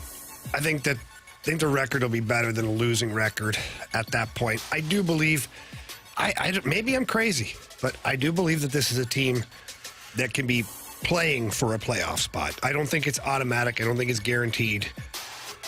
Obviously, they have to play good hockey and win games, but I don't see them with a losing record at the All-Star break. This one comes from Marsh's Burner. Hot take or hot garbage? Fans/media of baseball and hockey have gotten too caught up in the number one pitcher or a top-line player. I don't give a damn where you play hard, and do your job to help your team win. Well, here's the thing. When you are a number one pitcher or on the top line, there are more expectations from you. Oh, yeah. You're playing hard, and a fourth liner's playing hard shouldn't be on the same level, should they? Like this, in terms of the athleticism, the goals, the assists, the things that you are expected of you. Like you're making more money. You're there for a reason. You're probably more talented. You're a starting pitcher. You're probably more talented than a middle reliever. Not that job isn't as important, but you're getting paid, buddy, to play at a certain level. Right. Need you to go ahead and do that. That's like saying, the backup quarterback, you play hard. The kicker, play hard. Mm-hmm. Yeah, cool. You're not going to have many chances to kick if the quarterback doesn't do his job to a high level. It's very true. So, from a 314 hot take or hot garbage, the quarterback tiers go Mahomes, space, space, space, Lamar Jackson, Josh Allen, space, space, space, everybody else. I think that's a hot take. I think there's definitely a pause. It's Patrick Mahomes, and then a long pause, and then you can get into like the Lamar Jacksons and pause. Josh Allen and Lamar Jackson, pause. Everybody else. Josh Allen's a stud. I don't. It's cool. You and I will just disagree on Josh Allen. I think Josh Allen's a stud. I don't think he's not a stud. I don't think he's on the same level as a two-time MVP Kyler Murray over in here. the league. Like, why do we put Josh Allen in the same room right now with Lamar Jackson? I think the talent level is. I mean, they're obviously different players, but I think they're both elite talents. So I'm not. I feel like you. Has Josh Allen played in the AFC Championship game? Yes. Yes. Did he? Yeah. Mm-hmm. What year? Is that when they lost to the 2021? That was when they lost to the Chiefs. Was that the back and forth? That wasn't the AFC Championship game. No, that They wasn't. lost to the Bengals. No, No, it was the they year. did lose to the it was the Bengals. year that the Chiefs went and played the Buccaneers in the Super Bowl. There you go. Oh yeah, there you go. 2021. All right. Was that the 13-second game? That wasn't the 13-second game. That was a divisional game. Yeah, but he has. Maybe it wasn't 20. Maybe it was 2020. No, it was 2021. All right. I don't know. But either way. Josh Allen's. I mean, they're both studs. I'm not going to just say that because Lamar Jackson's got the 2 MVPs that he's. That kind of matters. Okay, I know it matters, but Josh Allen has had. If both of them stopped playing today, would Lamar Jackson be in the Hall of Fame? Probably. With Josh Allen? Probably not. There you go. That's what I'm saying. So there are tiers. We don't even have to ask Patrick Mahomes because hell yes. Mm-hmm. Patrick Mahomes, if they all stop playing right now today, if everything just stopped, Lamar Jackson would be in the Hall of Fame. Josh Allen would not. Would you put like Super Bowl above MVP?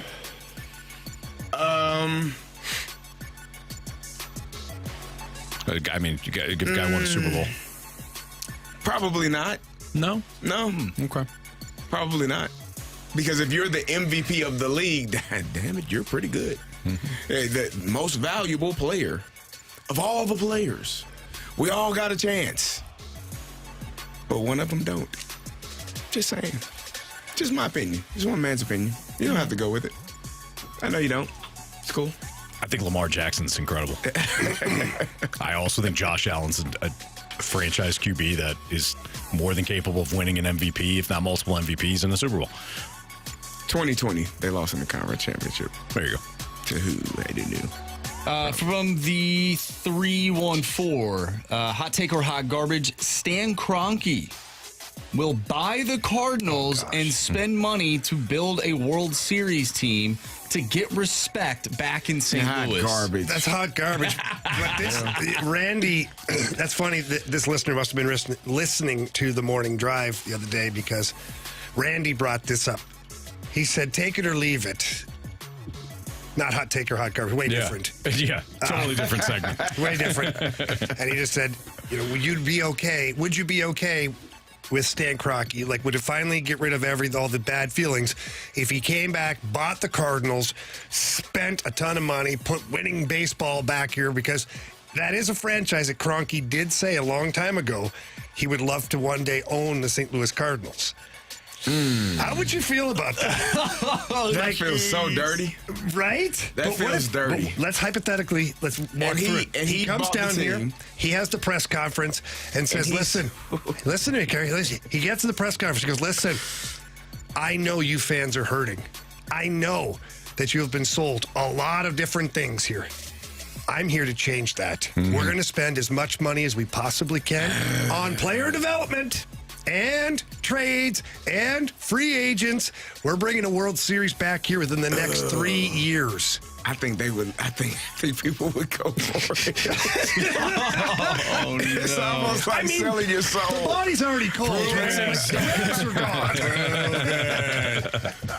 That would be an interesting. That'd be an interesting. That is like selling your soul. Yeah, that feels so dirty. It does feel very dirty. I don't like it. I don't like it one You know bit. it's dirty if we think it is. Yikes. You want to do one more? Hey, Just to get that off our conscience. Matt Ryan or Russell Wilson, better quarterback. Matt Wilson. Ryan. I say Russell Wilson. I say Matt Ryan. Matt Ryan took his team to a Super Bowl. He won an MVP. How did he go in that Super Bowl? Sorry, Sorry, Anthony. I think he led the league in No, you're not. passing that year. Don't even say sorry. Don't even waste the breath. I know Russell you're not. Wilson was led by, like, when you think of those teams, you think of the Legion of Boom, you think of Marshawn Lynch. Russell Wilson, yeah, he was a quarterback, but you think of Russell Wilson for throwing the interception in the Super Bowl more so That than was a bad play call. them winning the Super Bowl. It was a terrible play call. Yeah. There's only so much yeah. you can do there. His hands were I'm tied. taking Matt Ryan. I think he's a better quarterback. I don't know. I'm taking Russell Wilson. And I don't even like Russell Wilson. So Droid FX said Russell Wilson won a Super Bowl. He's better. Yeah, it's a He team did. He thing. went to 2 Super Bowls too. It's a Could have team won thing. 2. I was waiting for Carey to walk into that, but I didn't. he didn't. He's smart. Because then I would say, well, Matt Ryan won an MVP. Russell Wilson didn't, but Carey stuck to his guns. Let's do one more here from the 314. If the Cards stand pat and just let Lance Lynn and Paul Goldschmidt go, they will be much better next year. Hot take or hot garbage? Hot take. I don't much better. Maybe that one little word much Can't be. muddies the water a little bit. They'd be the same. Yeah, they could be. Or they could be a couple wins better. But I don't know. I don't think it's going to impact a whole lot. Kyle from the Snake Pit goes, Derek Carr or Kirk Cousins, Anthony? That's a trick question. It's the same person. One has eyeliner, the other one doesn't. No, but before we go, you have to pick one. Cousins. You're the... Really? Over Carr? Yeah. Derek Carr drives me. I mean, Kirk Cousins drives me crazy. Derek Carr drives me insane. There you go. Yeah. Is that what your question was? Yep. Carr Cousins? Yep. Yeah. Like, you have to pick one. Right. Proud of you. I'll go with Cousins. Yeah. He's your quarterback. You'll get to see him tonight, Anthony. You'll extend it. Who you guys got tonight? I got the Falcons. Do you? I do not. I even picked them You in my played for pick'em both of challenge. those teams. I did. I've got One the of them Bucks, cut me baby. twice. It was a box, wasn't it? That's why he's going for the Falcons. Stupid Bucks. Better believe it. All right, it's a fast lane on 101 ESPN. Why don't we get into that Thursday night preview here? Will this game finally tell us who each team actually is? That's next on 101 ESPN.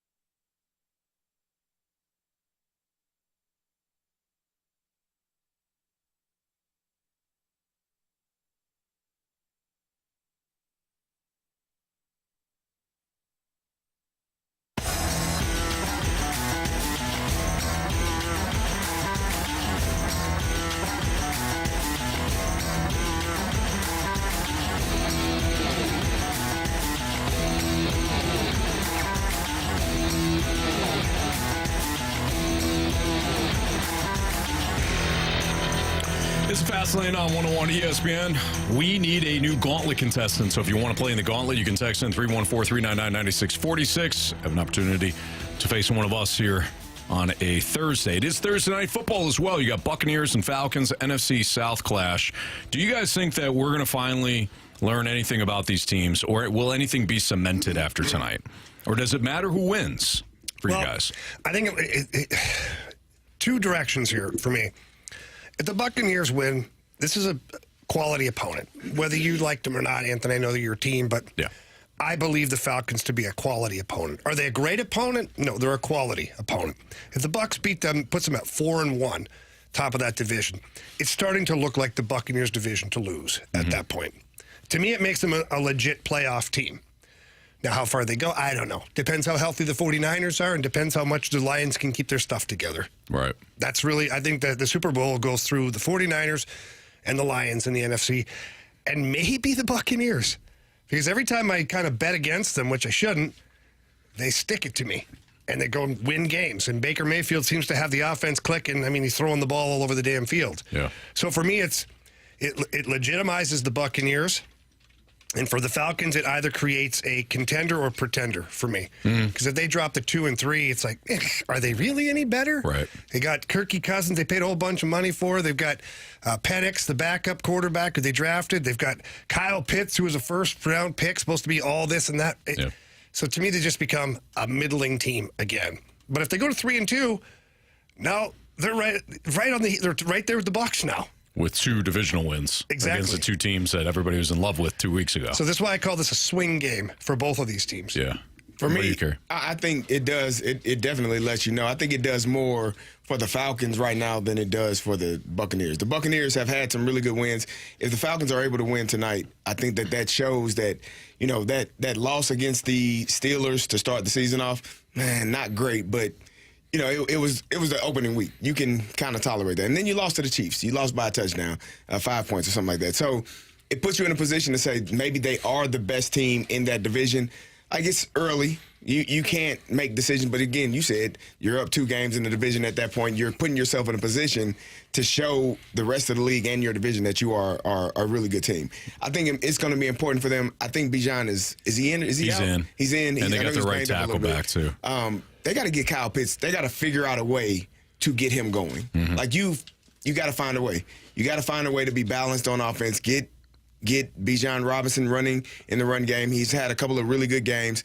But if you get Kyle Pitts going and get Drake London going and Mooney, who's been a really good receiver for them as well, I think they're going to be okay. Yeah, I'm kind of with you guys on this. If the Falcons win, they basically replace the Saints. Right, like they would have beaten the Saints. Yes, and look, the Falcons. Whether they win or lose, they're going to lose on they're going to win on a field goal or lose by a field goal. Like that. That's just the Falcons. That's the way they play. So the fact that they barely beat the Saints, well, they also barely beat the Eagles. They also barely lost to the Steelers and barely lost to the Chiefs. Like this is just what they do. But if they were to beat the Bucs tonight, again, you go up. You're now even with Tampa. And you would have beaten the Saints and the Bucs the last 2 weeks. So in my mind, they replace the Saints as a team that's going to be battling with the Bucs throughout the course of the year. But I agree with both of you guys. The Buccaneers, even if they lose, Baker Mayfield has legitimized his play. He will have a big game tonight. The Falcons play a ton of zone. They don't have a pass rush. Even adding Matthew Judon has done nothing. I mean, they're pressure. Have you watched him on film? He's okay. He's just okay. Yeah. I don't know if he's out of shape. I've watched him a couple of games. He walks. He's not running. He's always got the helmet off. Always. I'm like, what are you doing? Yep. I expected much more when they added him to that roster. He hasn't shown up just yet. No. They've never had a pass rush. Well, they had Chuck Smith in the 90s. Yeah, Chuck Smith. Chuck was awesome. He was. John Abraham, like when he wasn't injured. That's it. They've never had a pass rush. In fact, Marsh brought this up. Somebody pitched this idea. Devontae Adams to the Jets, Hassan Reddick to the Falcons, and the Falcons give up the draft pick to the Raiders. So Adams gets out of there, gets out of Vegas. Are they going to pay? He goes to the Hassan Jets, and then Reddick. I mean, you'd have to. Yeah, because that's the problem. Wants to be paid. Right. And then at least you'd have Reddick and Matthew Judon. Yeah, this is, you want me to say that? Okay, this is from Jake Eckberg, NFL on X, and this fella is an independent NFL media insider. Again, this is not concrete or anything by any means. He's calling himself some sort of expert. Yeah. For sure. It says source, Jets, Raiders, and Falcons have started the conversation regarding a 3-team trade. Jets land Devontae Adams. Atlanta lands pass rusher Hassan Reddick from the Jets for a 2025 mid-round pick. And the Rams. The Raiders land a 2025 second and multiple mid-round picks from 2025 and 2026 from the Jets. Yeah. And then it'd be interesting. First comment is source, guy on Reddit from my toilet. That's exactly right. Yep. But getting back to this game, so Baker Mayfield, I think Baker Mayfield's going to have a big game again tonight. Chris Godwin, slot receivers have killed the Falcons this year, so I think Chris Godwin could have a big game.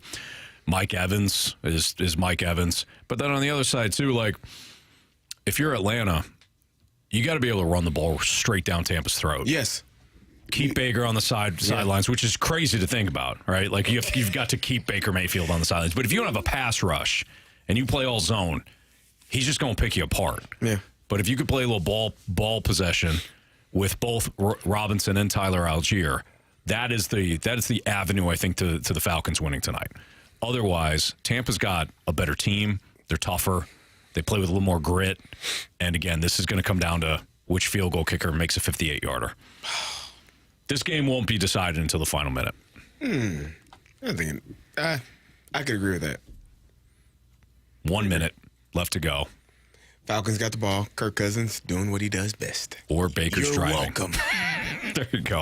All right, we will do our picks for the NFL Pick'em Challenge in the either the fourth or the fifth hour of the show, but we need a Gauntlet contestant, and we will play the Gauntlet next on 101 ESPN.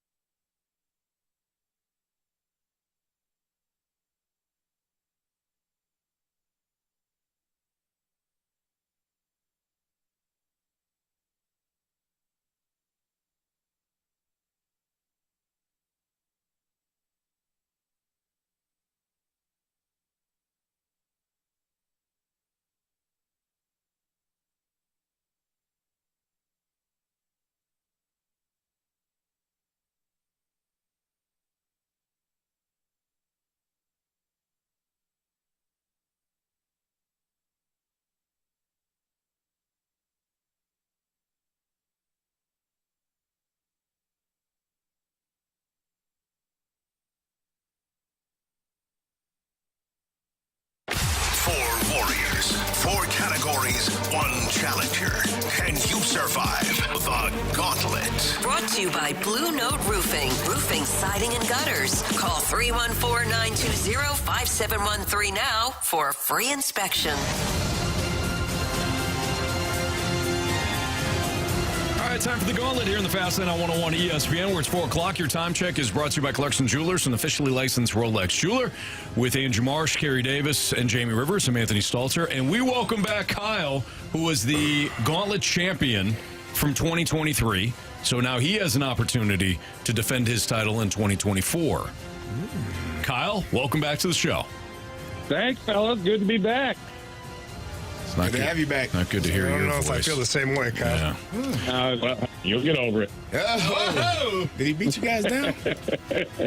What'd you say? I was asking them, did you beat them down? He beat all of us. You Yeah, said 23. it got pretty ugly. CD, yeah, you were. I played against you. You guest hosted one day. Oh, so I was part of it too? Yeah, you got beat in with baseball. So he's rubbing your nose in it too, Carey. All right, Kyle, I was Don't you kind of remember? rooting for you. Don't you Not remember, anymore. Carey? Yeah. Hey, you why can we still lost. root for me. Carey's the reason. So if we want to go over the 2023 Gauntlet playoffs, and that was Oh, that's right. all of the contestants who had won the Gauntlet in 2023. Kyle finished with a total of 19 points. He beat Carey in baseball, me in football, and Anthony in the final round in random. And that is how Kyle became the 2023 Gauntlet playoff champion. Now he has a chance to defend his title. Where was I in that? He didn't have to play me? It was only 3 rounds. The playoffs are a little different. And Carey was subbing. Is that filling in? He's Oh, filling so in. Kyle, you haven't beaten me, huh? Ah. Yeah, you were the only reason I won is because you weren't there. Oh, wow. Kyle, you're taking on Jamie first for your defense title. No, I did play him. It was the first round because I was talking a little bit of smack to him online, and he remembered what I said. But yeah, I'll go with with Jamie again. Jamie Rivers. All right. Good luck, buddy. All right, you too, buddy. All right, so Jamie is heading out right now. He's going into the cone of silence. Kyle, go ahead and tell Marsh to spin that wheel. Before I... Oh. That's my show. You cut out. I said I love your Seinfeld references. That's my show. Oh, nice. Thank you. A lot of times I get the blank look, so I appreciate somebody listening, by the way. Oh, I finish the line every single time in the chat on the Snake Pit. But go Thank ahead you, and Kyle. What Yeah. line is it? Any line from Seinfeld. Any of them. dude, I'm 40. I can't remember what he said. By the I'm a way, man. I'm speaking of the 40. snake pit, Bill Marsh says Stalter's good at football, and that's it. Marsh, can we bring up the records for a second hockey. here? Huh? He's a hockey guy, aren't you? Yeah, mention my hockey record. Yeah. So Bill Marsh can go. Never mind. Anthony is. Thank you, Kyle. He can go fast lane himself. Anthony is 13-3 in hockey this year. 13-3. Bill, I Yeah, can say well, something really mean right now, Don't do it. and I get fired. So let's not do that. Nah. But nobody's safe, Anthony, so he'll be all right. Yeah, exactly. We know the rules. All right. Love you, Bill. Kyle. All right, Kyle, go ahead and tell. Don't you carry? Don't you spin it? Don't you? What are you doing? I apologize. I was trying to get us back on track. I don't. Hey. Let me. Marsh, I Fellas, apologize. fellas, quit interrupting me. Let's go. Spin it, Mark. Attaboy. Bill, I'm just joking. Hey, I tried to get me a guest host spot on there for winning the Champion of Champions, but it didn't work. Oh, well, Kyle. Ooh, tough draw on round 1. Yep. Hockey. You asked for it. Hockey is the category. Hey, Kyle's not afraid. That's all right. That's all right. Kyle's not afraid one bit. Should be. Why? Hey, he's the real hockey guy. Kyle's a champion. He is a champion. That means I he don't beat wanna us go 7 against BD times, and 6 or 7 times. All right, Kyle.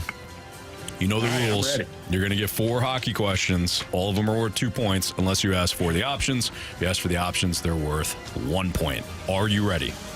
Yes, sir. All right, question 1. Which team finished atop the Eastern Conference at the end of the regular season? Which team finished atop the Eastern Conference at the end of the regular season last year? All right. Eastern Conference. It is. Yeah, he's not going to need the options on that one. I know it's either Boston or Tampa Bay. Let's go with Boston, the Bruins. Final answer? Yes, sir. Question number 2.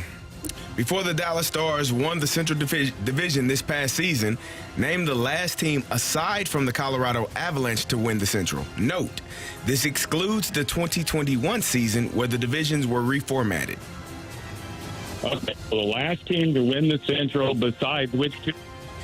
Before the Dallas Stars won the Central Division this past season, name the last team aside from the Colorado Avalanche to win the Central. This does not include the 2021 season where the divisions were reformatted. Okay, I got you. Oh, man. So that wouldn't mean then. It would be, yeah. I don't know. I'm just going to guess. Go with the Predators. Final answer. Question number 3. Who won the Hart Trophy this past season? Hart Trophy in 2023. He's going to know this without the options. Yeah, I need the options. Options are Nathan McKinnon, Connor McDavid, or Connor Nikita McDavid. Kucherov. Gosh, hey, Dave, I knew that. Fine. All right, Kyle. Last question. Name the last defenseman to win the Calder Trophy. Name the last defenseman to win the Calder Trophy. Oh, man. He's going to know that, too.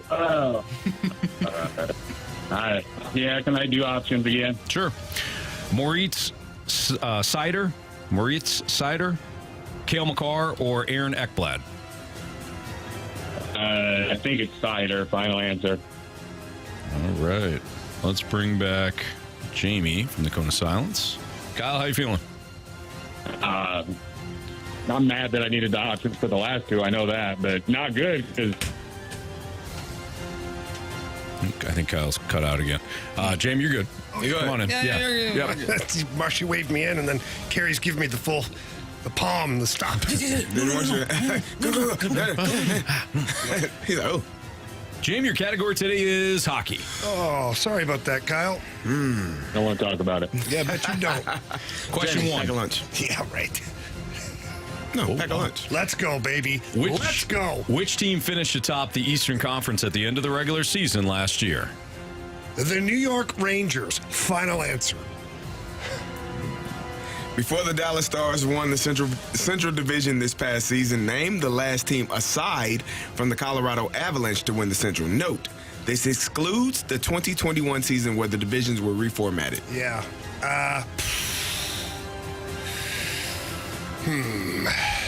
I think it was the Winnipeg Jets. But let me think for a second. Excludes what year? It excludes the 2021 season Okay. where the divisions were reformatted. You know what? This is a trick question because I believe it was the St. Louis Blues. Because the Blues were leading the Western Conference heading into the bubble, the COVID playoffs. So that would mean they'd have to be at the top of the Central Division. I'll go with the St. Louis Blues. Final answer. Question number 3. Who won the Hart Trophy this past season? Nathan McKinnon. Final answer. Name the last defenseman to win the Calder Trophy. His teammate, Cale Makar. Final answer. All right. Let's go over these. Mr. Jamie Rivers talking a lot of smack as he came in here. Fair. Kyle came in swinging. He came in swinging. Let's see how Kyle did. Not well. Name the last defenseman to win the Calder Trophy. Jamie, you just said his teammate, being Nathan McKinnon's teammate, Cale Makar. Yeah. No options. Kyle went with Moritz Seider. Correct answer is Moritz Seider. yeah. Really? Yep. Come on. Kyle up 1-0. Wait, the Norris Trophy? The Calder Trophy. Ah, that's where I ran into my problem. Hey, don't pull it, Anthony. You got to listen to the question. Yeah, Wait, hang on a second. that stinks. You heard the last defenseman to win the Norris. Yep. Every defenseman wins the Norris. Yeah, that's true. Damn it. All right. Let's go. Kyle up 1-0. Hockey. Which team finished atop the Eastern Conference at the end of the regular season? Kyle, without the options, you said Boston. Without the options, Jamie, you said the Rangers. Correct answer is? It is the New York Rangers. Jamie up 2-1. Before the Dallas Stars won the Central Division this past season, name the last team aside from the Colorado Avalanche to win the Central. Note, this excludes the 2021 season where the divisions were reformatted. Kyle, without the options, you said Nashville. Jamie, without the options, you said trick question, St. Louis Blues. Correct answer is? St. Louis Blues. Jamie's up 4-1. Last question. Who won the Hart Trophy this past season? Kyle, with the options, you said Connor McDavid. Jamie, without the options, you said Nathan McKinnon. Kyle. You have chosen poorly. You lose. Not today. Kyle, he got you 6-1, man. I'm sorry. You know, yeah, it's never good when you start reading the questions fast. Yeah, I like you, Kyle. I do. I really like you. I just wanted to just put you out of your misery pretty quickly. All right, buddy? That's okay. No, hey, put me one down. Put me. Hey, you know what though? You're still a defending champ in 2023. Nobody's going to take that away from you. Can't win every year. Can't win every year. Yeah. That's correct. Good job, Kyle. Hey, I played baseball now, so whenever you want me to guest host, I'm on it. All right, sounds good. Thank you. All right, see you, buddy. Take care, man. Good job, See you, Kyle. You guys too. Take it easy. You too. Kyle's a frequent guest in the Snake Pit in the Your Alliance Team YouTube channel. So cool. Appreciate you, Kyle. Shout out to the Snake Pit. Jamie, well done. I am glad that you missed that last one. You weren't running through it. You were running through His it. teammate, Cale I got McCarr. so ahead of myself on that one. I was so like happy for myself. And then I was like, "Oh, you idiot!" Would you have said Maurice? Sider? I would have. Maurice Sider? I would have. My bad. It doesn't matter. You like him too. You like him. I know you. Well, he is a hell of a player, but I mean, I remember you really hyping him Guy's up. a moose. He's awesome. He's a Red Wing. Yeah. He is a Red Wing. He is a Red Wing. Yep, he's hell a of a Red player. Wing.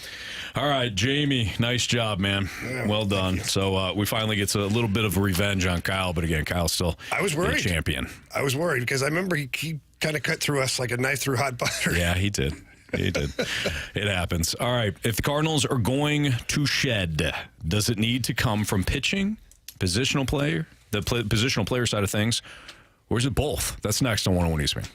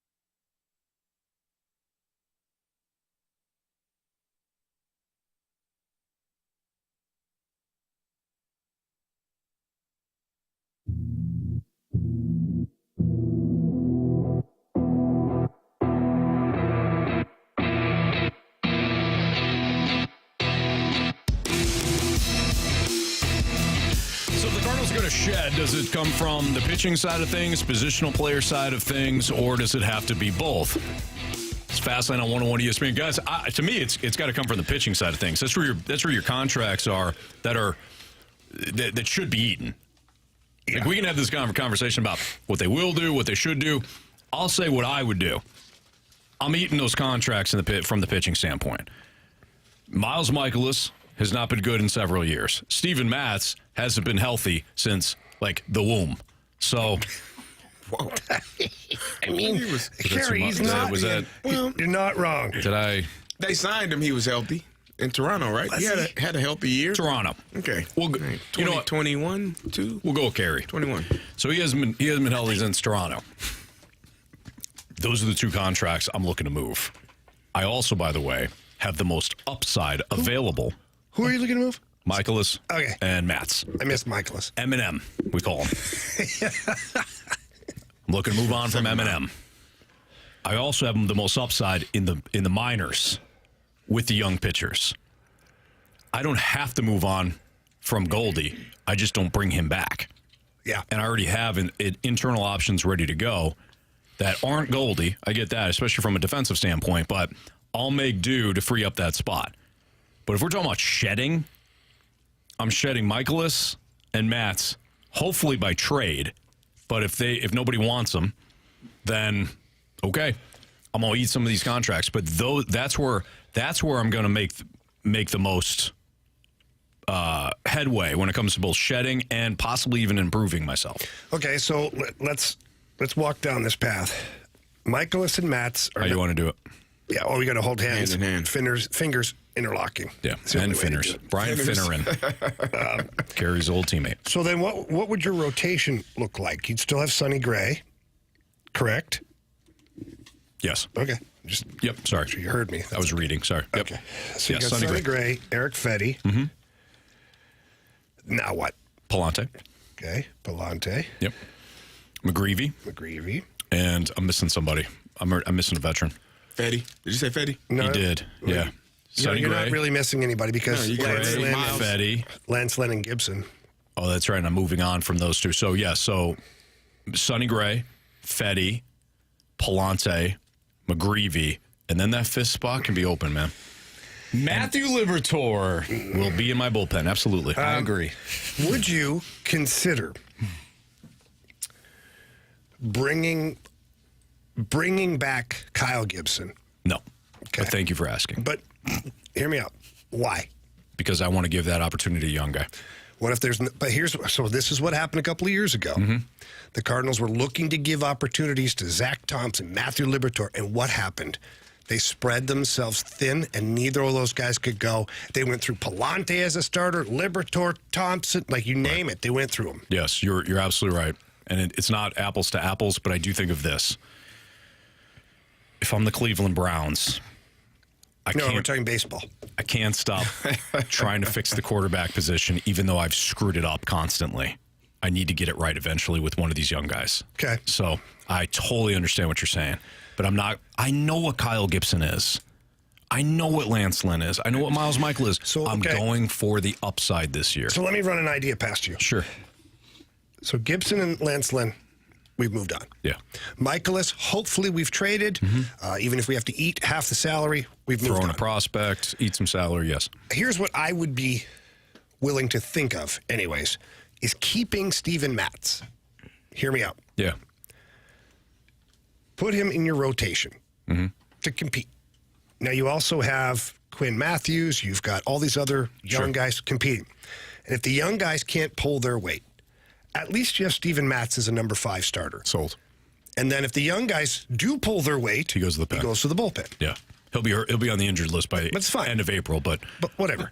Sold. I love that idea. Good call. I don't want to be the Cardinals of 2 seasons ago, and you come out of spring training, you're like, oof, we've got nothing. And they tried everything that year. So I thought of Gibson, I thought of Lance Lynn, and I thought of Matz as one of them staying.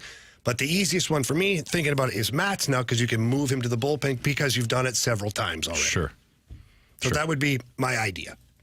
Yeah, I'm going with the pitching as well. I'm moving people around from that area. If I got to cut costs, it'll be and essentially it's mostly for the most part done by itself. Right. Lance Lynn and Kyle Gibson don't pick up the options. They are team options, so you don't have to pick those guys up. That's $22 million, I believe, right there. $23 million, something around there. Yep. So you're saving there.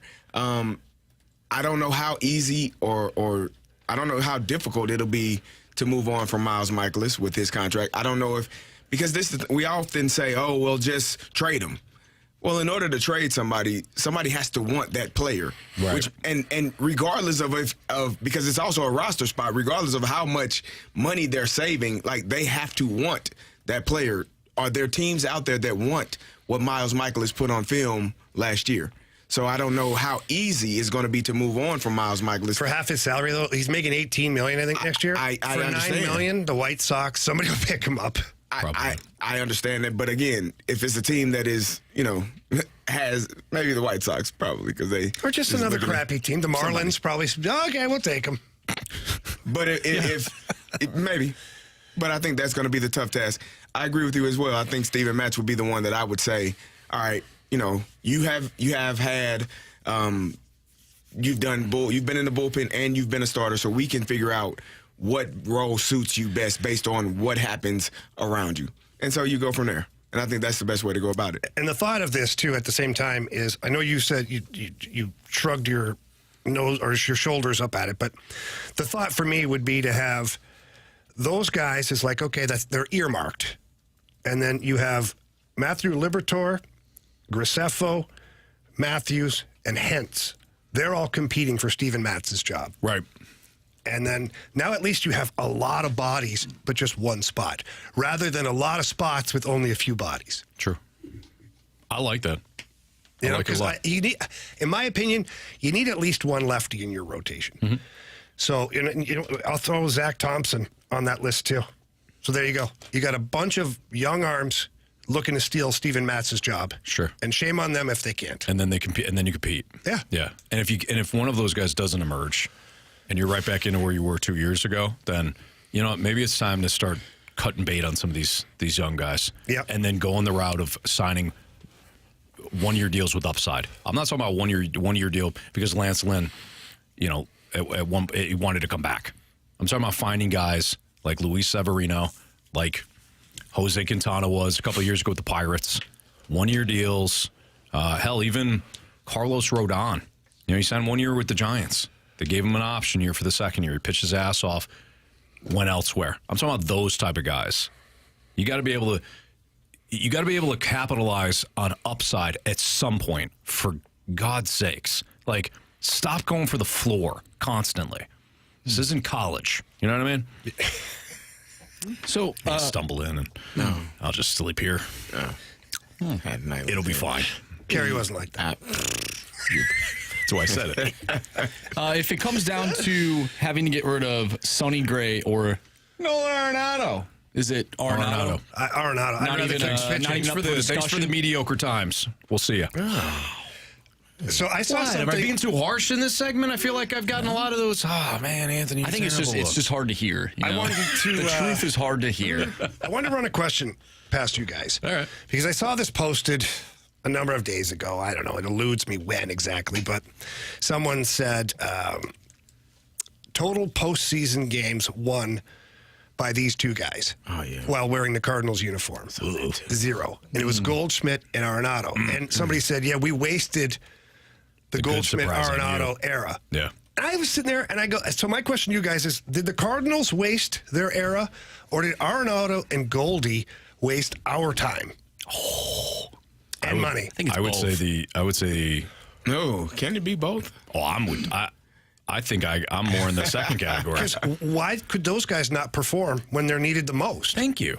I've been saying that for years. The highest paid guys on the team did nothing in the playoffs, Jamie. like ever here wearing the birds on the bat. I've been saying that for years. I know, but I've been trying to get this. I forgot about it because I've been hitting the head. Like these people we wasted their time. Are they not on the team? Yeah. Did they not have an opportunity? Why was it? Why was it? You know what I mean? Why was it Juan Yepes that had to come up with a big home run? Right. I think it's both because the Cardinals didn't give them enough help to just. What did the Yankees give Judge and Soto? I don't. Millions. Apart from millions. What does the rest of that roster really look like? Garrett Those Cole. guys are. But Carlos Rodon. those are pitchers. I think Soto and Judge. Austin Wells. I'm just saying. I think that if you go back a couple of years ago and you look at the Cardinals roster, and you have those two in the roster and some of the other guys, it was a roster that, had they performed to their abilities, that roster could have done more damage. Oh, for sure. I think, though, that I say both just because the Cardinals were never good enough to secure themselves more than 3 games in a round. Like, if they have a 5-game series instead of a 3-game series, maybe it looks a little different. Yeah. Like, Goldschmidt wasn't horrible when we played the Braves back in 2019 in the NLDS. Like, he was okay. So you're just pinning this on Arenado then? No, I'm not saying that. Don't be twisting my words now. I hear you. We can twist it. Don't be twisting. Marsh, you don't have to say it. I got you. Don't say another word. Is that a Seinfeld reference? I don't know. I'm not picking up on it. No, it's not. No. This is a Stalter reference. No, I think it's both. Obviously, they've not done their fair share, but Yeah. neither did any of the other players, except for Juan Yepes and Albert and Yachty, who got hits in their final at bats as a Cardinal, And Quintana. and Miles Michaelis. Miles Michaelis did pitch He well was that- good. that Quintana game, pitched too. gem. Yes, But he to my did. point, though, they didn't really have enough runway because the team itself wasn't good enough to put themselves in a better position in the postseason. I think it's. Yeah. I understand what you're saying. Yeah. But I also think that. But yeah, they got to do their job. But I also think that they got to do their job, because let's just isolate right now. Let's live in the now. If Arenado and Goldie have regular seasons like they have in the past, the Cardinals are probably in the playoffs right now. Yeah. That's helping your team. True. So, Very true. if not, they're really close. But I mean, Yeah. they finished, 5 games out of a wild card spot? You'd have to imagine that there's 5 games somewhere. If Arenado hits 35 bombs or Goldie gets 100 RBIs, Yeah. you're winning games. Right. For sure. I think my thing is, at least now, like, they are in a position in their career where you should not be relying on them. You should not. I agree, but Shouldn't I be relying on who? On Arenado and Goldschmidt. Why not? Right Look now? at their age. Well, look at their paycheck. That's what matters. That's fair. That's but what- that's the Cardinals' problem. No. If you're getting paid, and again, I there is more weight on you to be better than the person that's making $700,000. Like, that's just the expectation. Like, it's you are expected to hit home runs, drive people in, make plays in the field. That's the expectation. And people will say, well, that's not fair. But no, it is, because you're getting paid. We have more money allocated to you. And if the Cardinals, baseball doesn't have a salary cap, but essentially the Cardinals do, they got a number that they can't go above. We can't get above that number, but you're getting all of this money and you're not playing well enough. That's the problem. So either play better or take less money. Like, that's the only way to go about that. It's not, hell yeah, you blame them. Like, you there ain't nobody else to look at. Like, those two guys have to be the elite players because they're being paid as elite players on your roster. I think what I'm trying to say is that you shouldn't be just relying on two aging veterans. You What need about to a couple put of years more ago? pieces around them. What about a couple of years ago when they weren't aging veterans, when they were so-called prime of their career? They won were MVP. fine. But they were delivered good. nothing in late Not in the September, playoffs. They October. had 2 games to play. But and the year before that, they had 1 because But the team itself was not good They lost enough. the 1 year by 1 run. 1 run beat them. And Yeah. Goldie if they would just hit the ball. It's baseball, though. I know, but how do other players? Cody Ross was a October legend for He's a San stud. Francisco. But how Anybody many remember other that guy? players? How did he do in the regular season? Beat Cosmo. He wasn't even with the Giants. But how many other He's a players elevate? I the playoffs. I agree with you. I'm just saying those 2 guys, they ain't Juan Soto and they're not Aaron Judge. They're not. Well, you got They're an not. MVP They're the- winner 2 years ago.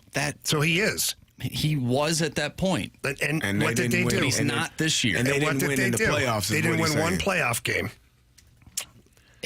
Go throughout history. There's going to be superstars on every team that don't get the job done. You got to build a team.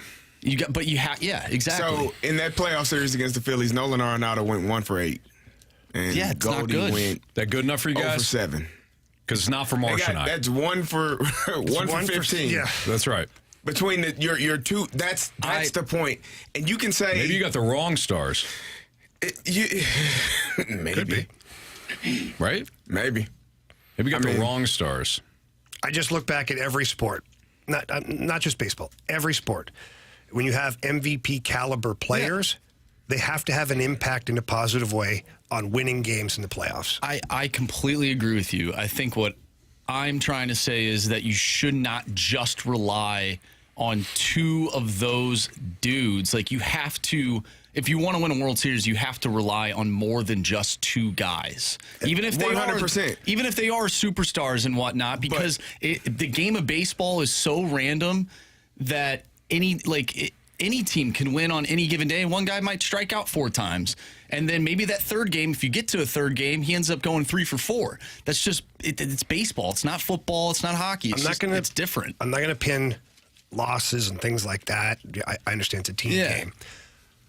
But individually, they did nothing. They weren't good enough. They were not nearly good enough. And you know what, though? And they weren't good enough in the other places that they were at. I agree. They didn't bring in a winning caliber player. You're not wrong. And you can say, I know we got a break, but you can say Juan Soto, like 8 minutes ago, but Juan Yepes did his part. Like you saying, they got to get help. We'll be fine. That'll be fine. I'm just saying, guys, shut your mouths. All right. This is Anthony's show. No, it's not my show. It's all of our shows, and I'm trying to get everybody paid. Thank you. But you guys just keep talking. Sorry. Now we don't have the commercial break, all right? Go to it now. You blame it on me all you want. You're still Some talking. would say I'm the driver. You know whose fault this is? Mine. This is Ollie's fault. It's always Ollie's fault. Goldie and Arenado's fault. It's not them, it's Blame Mo. ourselves. All right, our Sports Six Pack is next. 314-399-9646. Send in your Sports Six Pack questions. We'll answer them next on 101 ESPN.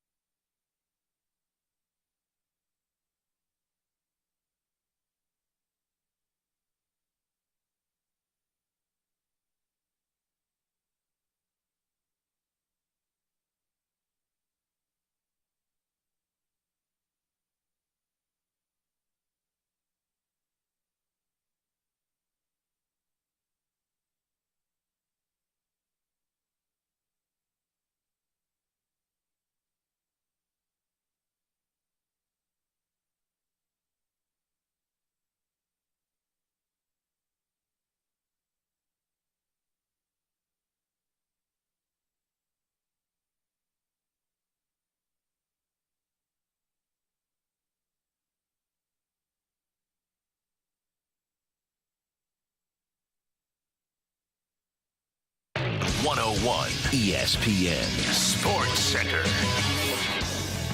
I'm Andrew Marsh. It's time for a Sports Center update driven by Johnny Londoff Chevrolet and Johnny Londoff Autoplex. City SC fell last night 1-0 the final to LAFC. They'll take on Houston on Saturday with a start time of 7:30. The Blues are in action tonight preseason as they take on the Dallas Stars. You can listen to that one right here on 101 ESPN with the pregame starting at 6. Also tonight, the final game of the wild card round in Major League Baseball's postseason. Milwaukee will take on New York. The Mets, the winner of that, will take on the Phillies in the NLDS. We have our Sports Six-Pack coming up next. If you have a question you want to send our way, do so using the Air Comfort Service text line 314-399-9646. Six-Pack coming up next. I'm Andrew Marsh, and the Sports Center update is driven by Johnny Londoff Chevrolet and Johnny Londoff Autoplex. See them at londoff.com. Chevy, together we drive. Are you kidding me?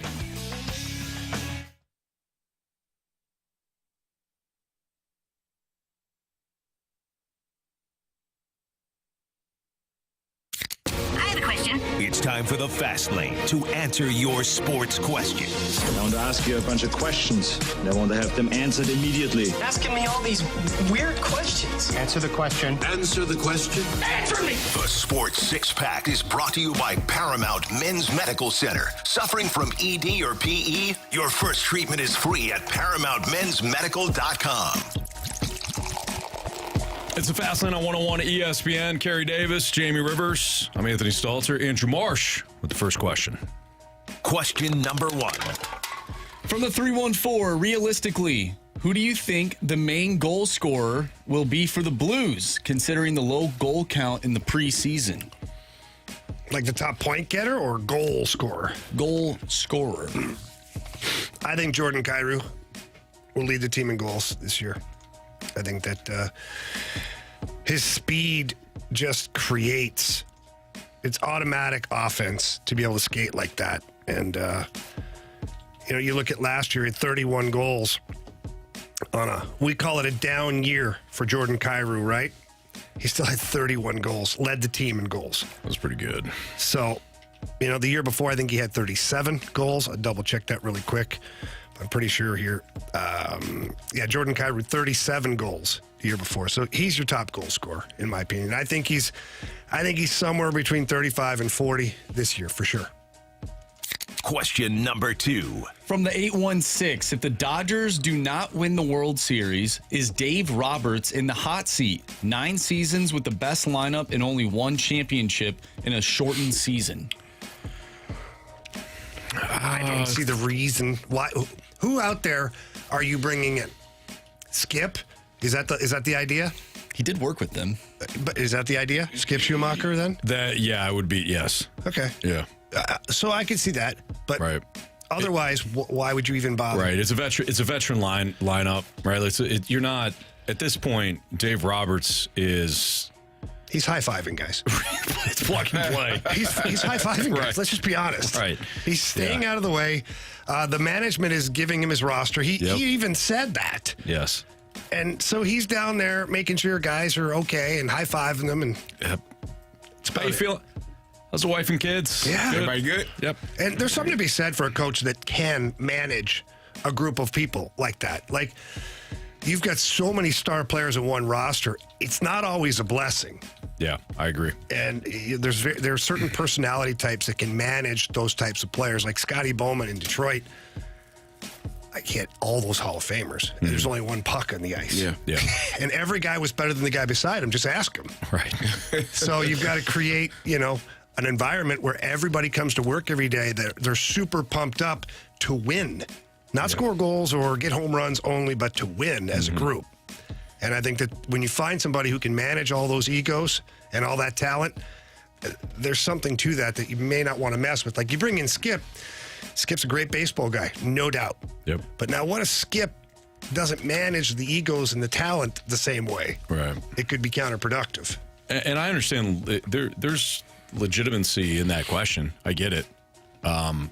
He's had such a great roster. I don't think that Dave Roberts is the reason why they would lose. It'd be because they don't have enough pitching, or all their studs with that roster. Yeah, or all their studs didn't come through. Oh, man. Yeah. Question number 3. From the 314, it is chili season. Beans or no beans? And what's the topping that goes in it? Oh, beans. I like beans. Yep. I like a little cheese on top, Sour cream. sour cream, and the Ketchup. oyster crackers. Solid. The oyster crackers are good. Yeah. I like those. Did you say ketchup? Yeah. What? No, I'm not doing I've said this ketchup. before. Ketchup in your chili? Yes. Put noodles in there, a little chili mac, throw a hot dog. I do like it's got to be an elbow macaroni. Yeah, chili mac is great. Yes. It is. Not with ketchup on it, though. No, you got to throw the ketchup on there. Sorry about that. I'll pass. Yeah. You guys are missing out. Yeah. I mean, I get it. It's sweet, but I put sugar in my chili. do you? So sugar and chili's fine, but not ketchup. Not for me. No. Not for me. No. That's a no for me, dog. Nope. Try it. Good thing I always carry a little sugar on me. Yeah, no, I'm not going that route with the sugar. Just a little bit. Nah. We give a little. Now, what about brown sugar? I feel like that would be Nah, I've never had something. I know, Marsh. Just What? Why did he ask me that? Why are you asking him that? Marsh, you had a He's nice. the one that wants sugar. I'm asking about brown sugar. You had a nice day today. You got a nice Minnesota Viking helmet. What is so funny about this? Nothing. Next question, please. Why does the sugar have to be brown? Because it's sweet. I get what you're trying to do here. I'm not subscribing to this. I'm only asking because I've made sloppy Joe before with the hamburger meat, Yeah. and you throw ketchup and brown sugar in it, my gosh. and you mix it in, and it's pretty damn good. Pretty damn good. Don't knock it until you try it. That's what I'm asking. I don't like what you're doing here, and I know where you're going with it. I like sloppy joes. Sloppy joes. Sloppy Joes. You've heard that song, right, Marsh? No, I have not. You haven't heard the Sloppy Joe song? Yes, you have. No. Sloppy Joes, sloppy Joes. You got to pull it up on YouTube. No. Haven't heard it. All right. What year is it from? Probably the year you were born. It's Adam Sandler. It's Adam Sandler. Early 90s. You'll like it. Yeah, you'll like it. Marsh is where I was yesterday, which is furious and wanted to stab everybody in the face. Nah. I learned the other day that there was maybe you guys remember this. There was a tennis player that was stabbed on the court. Steffi Graf. Steffi Graf. Yeah. I learned about that the other day. It was Monica Yeah, Seles. Monica Seles. Was it Monica Seles? Yes. I got right on board. It was. It was Monica Seles. No, it wasn't. Yeah, she got stabbed right. she The guy did. jumped on the court. And Yep. That's wild. really weird. Strange. Yeah. People are strange. People are jacked up. All right, we'll carry this fantastic Sports Six back over to the next segment. Next on 101 ESPN.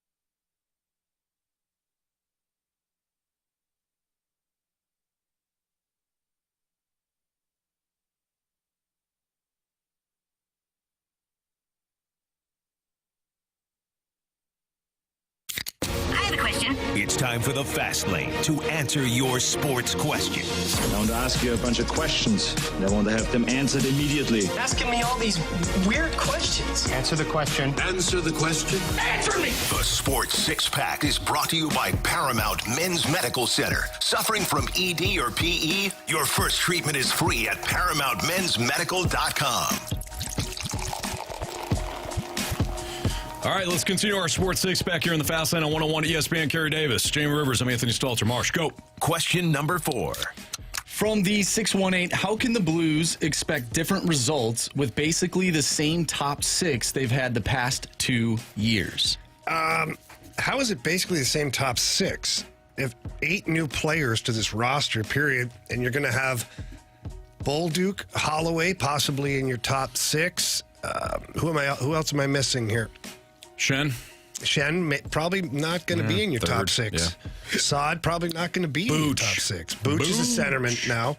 The 3 guys that are mainstays are Thomas, Kyrou, and Buchnevich in the top 6. After that, you got Neighbors, Holloway, Bolduc, and then a mixture. Maybe Shen plays on the left wing, but he didn't play top 6 as a winger. Yeah. He finished last season playing on the wing, but it was like for a handful of games. So I don't know if I'm expecting the same results out of the same group since it's not really the same group. it sounds as if the texter is referring to some of the key components that are returning. Because you're right, this is not the same group. Well, I'm Kyrou excited. and Thomas are back, so I think that's... Yeah, but I'm excited for that. Robert Thomas and Jordan Kyrou, Robert Thomas especially, if you look back here, 2 years ago he had 65 points in the 22-23 season. Last year he had 86 points. Yep. Like, this guy is ascending. I'm predicting a 90 to 95 point season for him. You're drunk. Not yet, but maybe later. But he's going to play better. Jordan Kyrou's not going to only score 67 points this year. He's not going to be, only 31 goals. He's going to create more there. So those two guys, if those are the mainstays, they're going to give you enough offense. They're going to give you enough to win games. The big change is on the D-core for me. Mm-hmm. And the six defensemen that are in the lineup tonight should be, in my opinion, at least on my roster, the starting six come Tuesday in Seattle. And that defensive core is better than what you had last year. Right. Might be better than what you had the year before, too. And if that's the case, your team's going to be better. So it won't be the same results. Right. Question number 5. From the 636, one of my least favorite / dumbest rules is taking a penalty for grounding the golf club in the sand. Is there another rule in sports you have an issue with? Yeah, and people disagree with me on this, and that's fine, but... I know what it is. You know which one I'm going to talk about. Mm-hmm. So an offense goes all the way down the field in football, right? They do everything right. They pick apart the defense. Mm-hmm. Maybe they even get to the 10-yard line, let's say. Okay? They're going in to score. And the running back, the wide receiver, or the quarterback runs to the edge and then sticks the ball out to try to score. Loses the ball somehow. Either it's knocked out or he loses it. Let's say he loses it. And the defense is awarded for doing absolutely nothing. You want to make that a penalty? Fine. Back him up 15 yards. Yeah, take care of the football. But at no point anywhere else on the field would the defense get the ball if it's out of bounds. Well, I'm going to reward you for doing nothing. I agree. So penalize them. Yeah. Well, the penalty is losing the ball. Penalty. There you go. Penalty is losing the ball.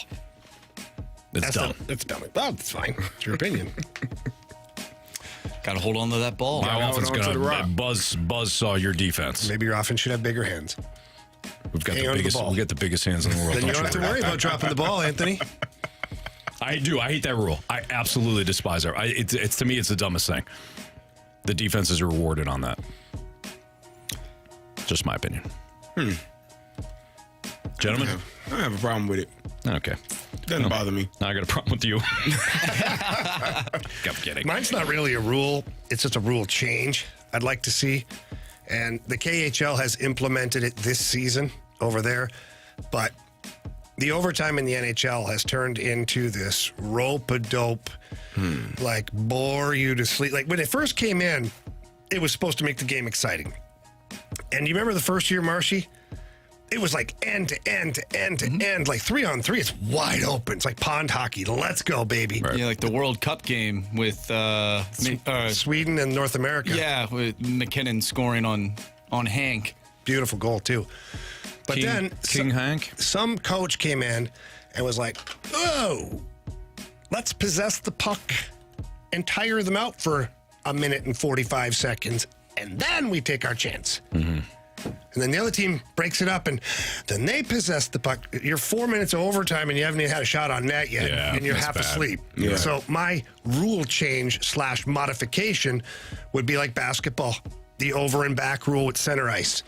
Once you pass center ice with the Can't puck, go back. if you go back, you get penalty. Yeah. Boom, penalty. Now the other team gets it. Penalty or just penalty. change of possession? No, penalty. Face off. No, penalty. You want to make this exciting? Guess what? They're not going to go back over that red line. They'll do it a couple times at first and lose in overtime. Yeah. And after that, it's going to be, no, boy, let's go. I like it. And the game will be on then. That'll be fun. Or if they have shot collars, and then when they go back over, they get zapped. I like that one even And then better. it's a change of possession because it probably you don't fall lose the puck. down. I like that. I like that one better. Could do that one. It's kind of like putting like lions or tigers and chain them up, put in the outfield, so the outfielders have to avoid As they're a chasing down tiger fly That'd be balls. kind of or a fun. lion, like Yeah. the gladiators used to do. Michael Ciani going back for the ball. Oh, my goodness. Oh, if you've got children watching, turn the channel. Didn't see the Bengal tiger in center right field. Oh, I couldn't, Jim. That thing's massive. But Ciani will learn next time. No, he won't. He's gone. Do you have a rule, Carey? I don't have anything off the top of my head that I think is because I just learned to adapt to the rules. If you fumble out the back of the end zone, it's a touchback. It's the other team's ball. Take care of the football. You know, I don't know why that's a problem. You, of all people, I don't know why it's a problem. rewarding the defense for doing nothing. No, he's They correcting made the a play. offense. Hold on to Yeah. the damn ball. I'm holding those You guys know accountable. what? I like what hockey is doing right now with the center line thing. I think it's smart. Possess the puck. Okay, you spiteful son of a. I think for me, I'd like to get rid of the trapezoid. I like when goaltenders play the puck. I'd like to see them in the corner again. I do. Here's my rule. That I think you should let the goalies handle the puck outside the trapezoid, but you can hit them. Oh, I like that. They become players at that No point. better hit than Cam Jansen on Carey Price. That was good. Yeah. just blew him up. I also think that if we're talking about like rule changes, things like that, I think soccer players should be allowed to tackle. They are. They do tackle. It's called tackle. No. I mean, like, I mean, tackle. like tackle. Like I do have one. Soccer players should be able to use their arms and their hands. They call that rugby. Yes. I think soccer should be rugby Or football. You know, I don't. or football or hockey. I don't Maybe like- put the players under ice and What with about skates. no tackling, but you can body check guys? I'm okay with that. Little hip That's check. it. I don't like college football, the 15-yard pass interference penalty. Like when it's a 40-yard bomb and the guy obviously tackles the receiver, ball should be placed there. Nah, it's only 15 yards. I hate that because it's really it's an advantage to the defense. You know you're getting beat, just tackle them. Yeah. It's only going to be 15 yards. I can see that. That's not bad, yeah. Yeah. Plus, it's not like they get the time back, Man, so you can tackle them. you want to tackle people? You want to tackle people today? Yeah. Yeah, put the helmet on. Okay. All right. We have two. We want to run a Oklahoma drill? What do they No, call, because what do they call that drill? head doesn't fit. What do they call that drill? Oklahoma drill. Oklahoma, right here in the hallway. Yeah, it's a nasty drill. I'll be looking at your fingers, Anthony, if they're down. You know, I learned that from Invincible. All right, it's Fastlane on 101 at ESPN. Why don't we do some NFL Week 5 pick'ems, shall we? Including tonight's game. We'll talk about locks, upsets. Sure will. You'll hear who Jamie thinks is an upset. Not that he'll pick them, but yeah. So we'll do all that next on 101 ESPN.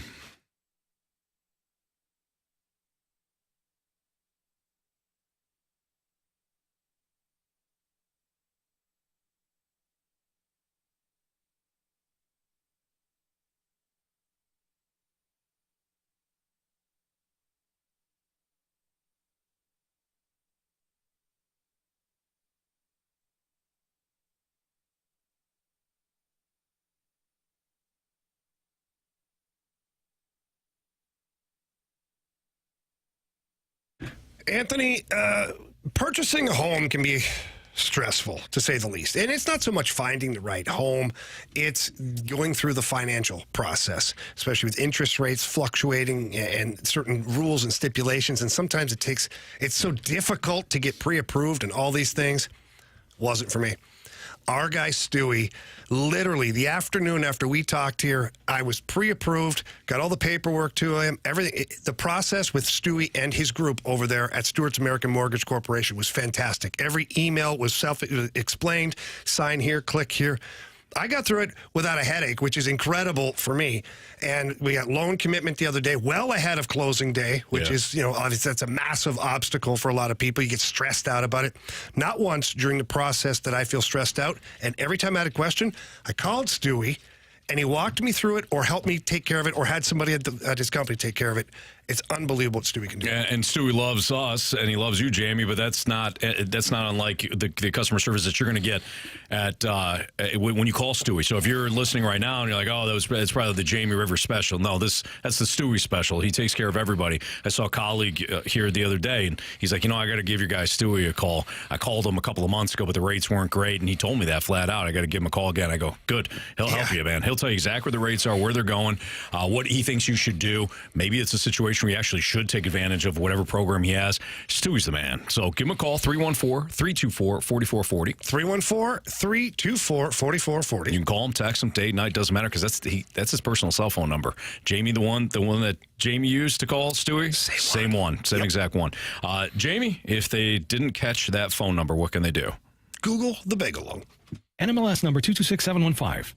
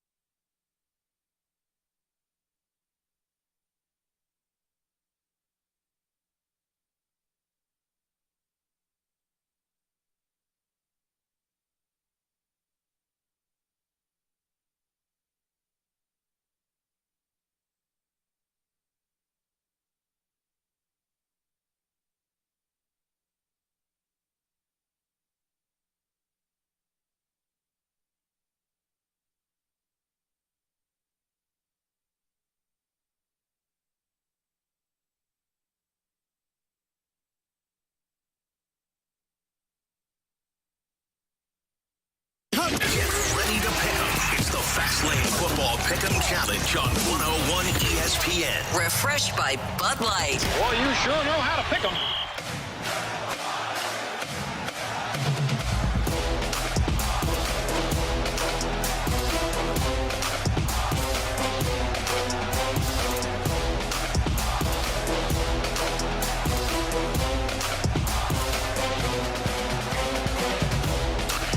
Week 5 of the nice catch, Jamie. Week 5 of the NFL season kicks off tonight. He knocked over his own water bottle and caught it all in one motion. I use the honey badger. I'm not dropping the ball in the 1 yard line. No, you're not. Nope, Don, you don't have to worry about got this. A strong grip, Anthony. Yeah, you do. Not morning grip. No. Strong grip. Show you. Our guy, Andrew Marsh, is putting his Minnesota Vikings helmet back on because it is time, boys, to do the NFL Pick'em Challenge. And we are up 4-0 on those fools from the Rizzuto show. Wait. How many weeks have gone by? Oh, that'd be 4. Oh. Yeah, we're up 4-0. But let's not get cocky here. I'm not, just asked. I would like to beat them every single week. I would love to leave no doubt. But that would be fun. Let's just take 1 week at a time, boys. Nice job. All right. Let's start off with tonight's game. Actually, you know what? Let's go with a broad view. What's your upset this week? What is your upset in week 5? Marsh, what do you got? Well, I'm looking at it from a spread standpoint. It's only 1 point, but I had the New England Patriots defeating the Miami Dolphins this week. They're favored now. Yeah, Patriots are favored. Yeah, the Yep. Patriots are favored. No, I'm looking at it right now. It says New England minus. Oh, yeah, there it is. Never mind. Oh, I see +1 here, fellas. For the Patriots? Yeah. I've I got the Patriots -1. I do too. I got the Patriots -1. Yep. So, I'll go. Go ahead. My upset is tonight with the Buccaneers. They're +2.5. Baker Mayfield thrives against zone coverage. That's all Atlanta does is zone coverage. Pass rush is not good for Atlanta at all. They're ranked dead last in pressure rate. I think Baker has a big night. I think it comes down to a last-second field goal, and I think the Buccaneers win tonight in Atlanta. I've got my guy, Joe Flacco, marching into Jacksonville and putting a beating on the Jaguars. Same. I don't even know how the Jaguars are favored in this game. That's a 3-2. I don't give a damn who's the quarterback playing against. They're not good. The Jags are not good. How are you a 3-point favorite? You're at home. I get it. Anthony Richardson might both like him. Not be. Is Anthony Richardson playing or is he not? I don't know. It's up for debate. But even with that, it's at Joe Flacco. According to Jamie, Joe Flacco is a Hall of Famer. He is. He'll get in before Eli Manning. Wow. I do have I have another upset that I forgot about. First and foremost, Marsh, just for my own knowledge here, are you also taking the Colts to beat the Jaguars? No. Okay. All right. Go ahead.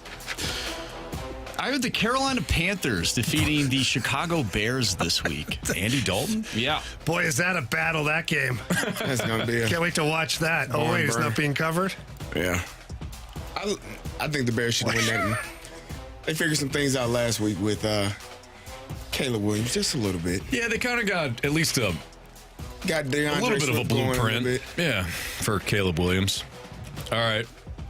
Your lock of the week. It's the Chiefs. Chiefs versus Saints. That's your lock? Yeah. Wow. You think the Saints got a chance? Yes, but I wouldn't pick them as. I wouldn't pick the Chiefs as my lock. I wouldn't pick the Saints as a. Let's hear who your lock is. I think I know. 49ers over your Kyler Murray's. Yeah. Mine is the Seahawks over the Giants.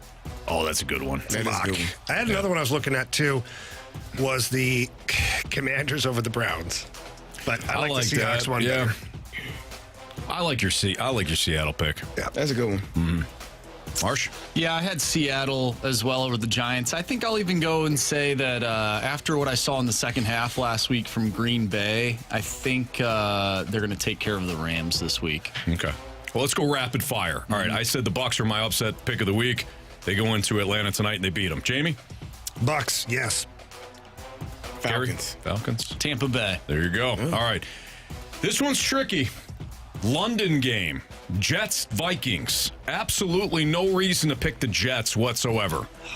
This is my one game where I might flip.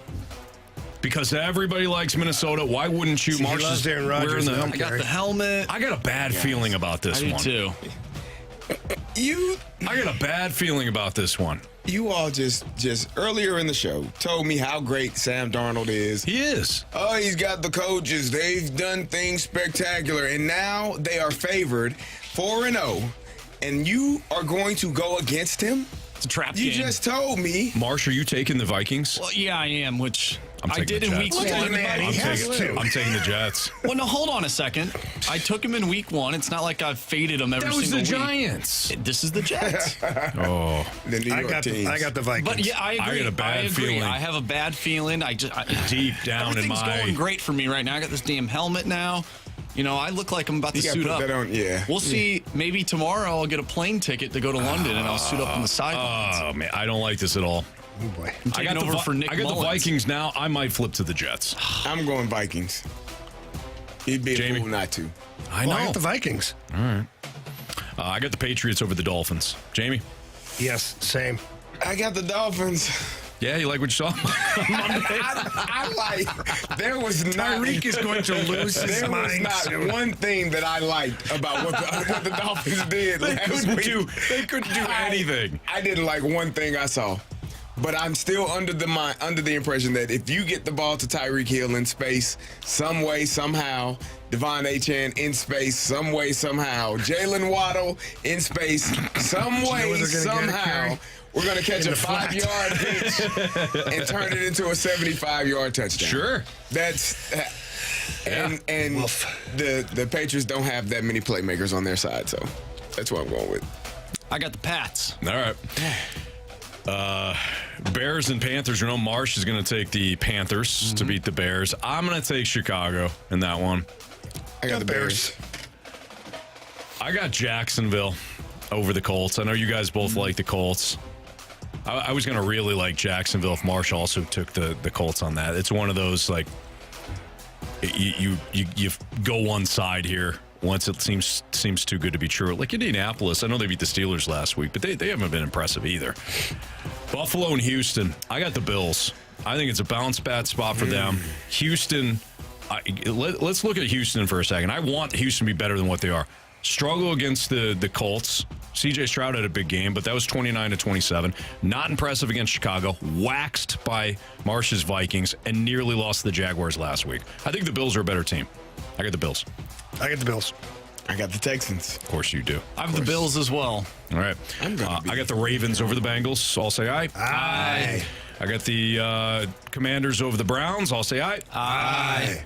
I got the Broncos over the Raiders. I'll say aye. Aye. Whoa! Oh, hey! You like the Vegases? I'm still waiting on Vegas to show up like they did against the Baltimore Ravens. But I don't like anything about Denver. I know they have a couple of good... Two straight. Beautiful. They beautiful scored 10 city. points. They went to Tampa. Nah, it is a beautiful Hammered city. them. Now, listen. I love Denver, the city. Oh. I'm talking about the football Okay, team. well, you got to make sure you And the 10 dinosaur, points. too. And John Denver. The Bronco when you're with the red eyes when you're landing to the airport. Weird airport, I've heard. It's really far. It's extremely far. It's really awful. And it's on a mountain. the worst place to fly in and out of. Like landing there is like every time it's hit turbulence. Every time. Never fails. But yeah, I don't trust the Broncos. Okay. Give me the Vegas Raiders. You don't even like saying it. You know, Devontae Adams isn't playing. I don't know if Max Crosby is playing or not. But yeah. I'm looking at my picks now. And I might be getting shot in the butt if this goes poorly. 49ers over the Cardinals. I'll say aye. Aye. Seattle over the Giants. I'll say aye. Aye. I got the Packers over the Rams. Anybody take the Rams? No. Packers. I got Carey's Pittsburgh Steelers over the Cowboys on Sunday Night Football. I'll say aye. Aye. You went Dallas? How about the Cowboys? All right. And I got the Chiefs over the Saints. Over those fraud Saints. You got the Saints? You got the Saints? No, just Okay, all right. We're going to play NFL fraud or for real next. So Marsh has got a list of teams for us, and we're going to decide whether or not they're frauds or if they're for real. That's next on 101 ESPN.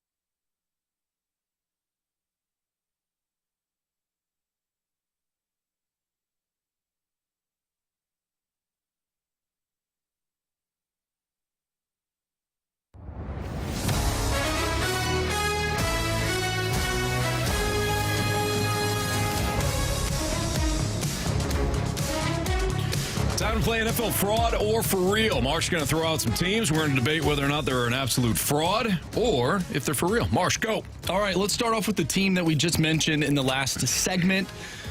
Monday Night Football, Chiefs and the Saints. We'll start off with the Saints. Are they frauds or are they for real? I think they're a fraud. I think the Saints are a fraud. I think they started off the year red hot because they played the Panthers. So they hung 47 on them. The Cowboys, 44. And then from that point, they did nothing against the Eagles, who have allowed everybody to throw all over them. And last week, they lost to the Falcons 26-24. It's a tight game, don't get me wrong. But I didn't think anybody was overly impressive in that one. Like, Derek Carr has not played well now in the last couple of weeks. So that fast start, I was ready to crown them for real, but after what I've seen the last 2 weeks, I'm going to call them a fraud. I'm going to say fraud as well. I don't think they are. After those first 2 weeks, I was expecting them to be the NFC South champions. And now I'm like, yeah, maybe not. No, thank you. Not so fast, my friend. Yeah, I got them as frauds. All right, let's look at another team in the same division. What about the Tampa Bay Buccaneers? They're playing tonight. For real. Yeah. Baker's playing great. Now, the running game's a little iffy. Yeah. Rashad White and Bucky Irving. And it looks like they're trying to get Bucky Irving more of the backfield. I think we're heading for a split. Chris Godwin, killer in the slot. Mike Evans, excellent. Kate Otten, pretty good as a tight end. On the other side of the ball, they're tough. They always got a good game plan because of Todd Bowles. I don't think they're great in the secondary, but Antoine Winfield is out. Yeah, that certainly hurts. Well. But they look pretty damn good last week. They're for real. I want to wait until after tonight's game. Well, you'll be talking about how for real they are at 2:00 tomorrow. Well, I won't be talking about them how they're frauds like you did my Illini a couple weeks ago. Oh. I apologize for that. Sorry. I've been saying fire up Illini for weeks now. Fire up Chips. That's your school. But we combined. No, we didn't. Yeah. When we beat you all, we moved on. Kept going like a speed bump. That's your best win so far. I think Nebraska was a pretty good win. Nebraska. Come on. What's Nebraska done? You're right. Yeah? You're right. Ever. Yeah. Bucks are for real. What about the Bills? For real. I think they're a fraud. Speak your mind. Tell me how you feel. What do you think, Jamie? I think they do an unbelievable job of beating lesser teams. That would make them what, Jamie? Frauds. Okay. We beat the Dolphins in Miami. Short week. Tua didn't play the whole game. Okay, but I mean, he went out in the third quarter. It's not like he went out in the first. Listen, Anthony. As you know, there's a lot that can happen in one quarter of football. Yeah, okay. in one half. Really? Again? In one half. I didn't say anything. For sure. You can score, 25 points. Easily. And then, win in overtime. 30. Only when you sell your soul to the devil. Like two guys on that team did, clearly. The football devils. Frauds, Bills. For real. Got a franchise quarterback. They do have that. Defense that didn't look great in Baltimore, but has otherwise looked very good. Spreading the ball around. How did that work out last week? Not well. Okay. Not well. Stephon Diggs wasn't there last week either. Stephon Diggs, it wouldn't have mattered. They still would have got trucked. Because they're what, Anthony? Because they got run over by Derrick Henry. Because they're frauds. They're not frauds. Stephon Diggs is going to go for like 180 this week. Marsh, Bills, frauds are for real. I think they're for real. Thank you. I don't think they're a top 3 team in the AFC, though. But they're for real. Right now they are, I think, but for real to go end of the year, I don't know. Okay, my Minnesota Vikings, frauds or for real? For real. I was late to the party on this one. Now, I'm going to say for real. You're not going to hurt my feelings. And then they're going to go out and lose 2 of the next 3. Oh, absolutely. But I'm going to say for real. Yeah, I got them for real. Best 2, Kevin O'Connell has been the best, is one of the best play callers in the league. And Brian Flores has done a remarkable job with that defense. He's done a really good job. There's 2 things to this. There's one, I really enjoy Anthony giving my team praise. And then the other side of that, I really hate that Anthony's giving my team praise. Yeah. because it just. Like the kiss of death? Well, like last year, you put them at number 10, and then they end up losing, and they miss the playoffs. All right. Well, first of all, Carey and Marsh, if you wanted to hurt my feelings, congratulations. You have. I'm just saying that's how much pull you have. Second of all, Marsh, have I not said since the offseason that Sam Darnold's going to have a good year? You have, and we've been in lockstep with Thank that. you. So, listen, I didn't put them 10. And that magic, that was just for last year. That was last year. You're right. This is a new year. It's a new year. Skull, baby. Yes. Skull. Fire up Skull. All right. We have one of our. We've already gone through two of our teams. We had the Bucs, the Vikings. How about the Pittsburgh Steelers? Frauds. Oh, they're definitely frauds. Look at that offense. Come on. Can't throw the ball. You can't call that an offense. doesn't want to admit it. Thank you. But the defense, though, fellas. Defense is great. legit. I'll give you that. Defense is awesome. And the kicker. Boswell's We're really tremendous. killing in 2 of the 3 phases. Yes, of you football. are. So Not so much with the third phase. we got the Cowboys this week. We're at home. How about them Cowboys? Cowboys got everybody hurt. Brandon Cooks got a knee infection. Micah Parsons out. Marcus Lawrence IR. I like the Steelers this week. I like the Steelers this week. Because they I are think they're for gonna real. win. They're for real a wild card contender. How about that? They're a for real They'll wild for real card be contender. 4-1 after this weekend. There you go. How about that? How about the Seahawks? I got to put them in the for real category, at least from a playoff standpoint. I think that team is legit. They were missing like 6 or 7 guys against Detroit. Defense, all on defense. Yeah. So when they're healthy and Geno Smith plays that way, like he did on Monday night, that's a for real team. Yeah, they're I don't for think real. they win a Super Bowl, but they're legit. They're legit. They're gonna compete for that division. Yes. Specifically because the 49ers have so many injuries. If the 49ers were healthy, it's a runaway. But with them not being healthy, Seattle off to a 3-1 start. It's gonna be a dogfight there. I'm with you. Let's go with the Houston Texans. Frauds or for real? Ooh. I'm staying for real.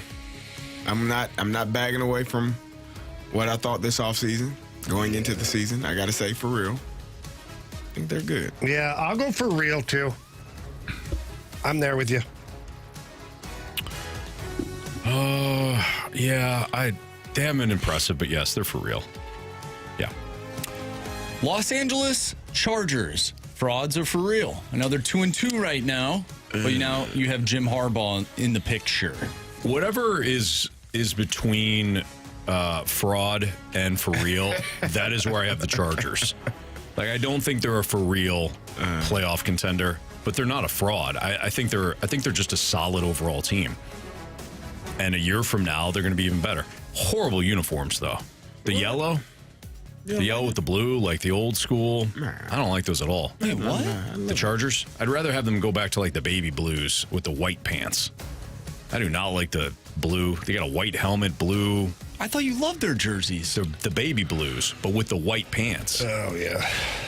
Oh, you didn't like the yellow pants. The yellow pants, like, it looks get a the little mustard out of here. It's like nothing's. The Steelers and Vikings have a good yellow. The Chargers have a terrible yellow. It's just my thoughts. Not gold enough for you? It's not gold enough for me. Gotcha. Yeah. Okay, what about another team that has yellow in their color schemes? That is the Washington Commanders. Frauds. Defense sucks. I would say fraud as well. Don't want to, because I like what Jaden Daniels is doing. Love Jaden Daniels. Yeah, you guys have no belief. No, I believe that they're frauds. Jamie cannot say that they're a fraud. He had them real. in They're the fifth. in his top 5. Power rankings, baby. Yeah. They're for real. Y'all are They gonna win this week. You're gonna have y'all them in gonna the be top 3? apologizing to me. Y'all. Final one here. Southern there. My family. My family. Brian Kelly just showed up. A family. All right, save the best for last. Probably the easiest one, the New York Jets. Frauds. I'll say aye. Aye. They'd probably beat the Vikings on Sunday. Oh, wow. Damn it. Biggest question of the day is next on 101 ESPN.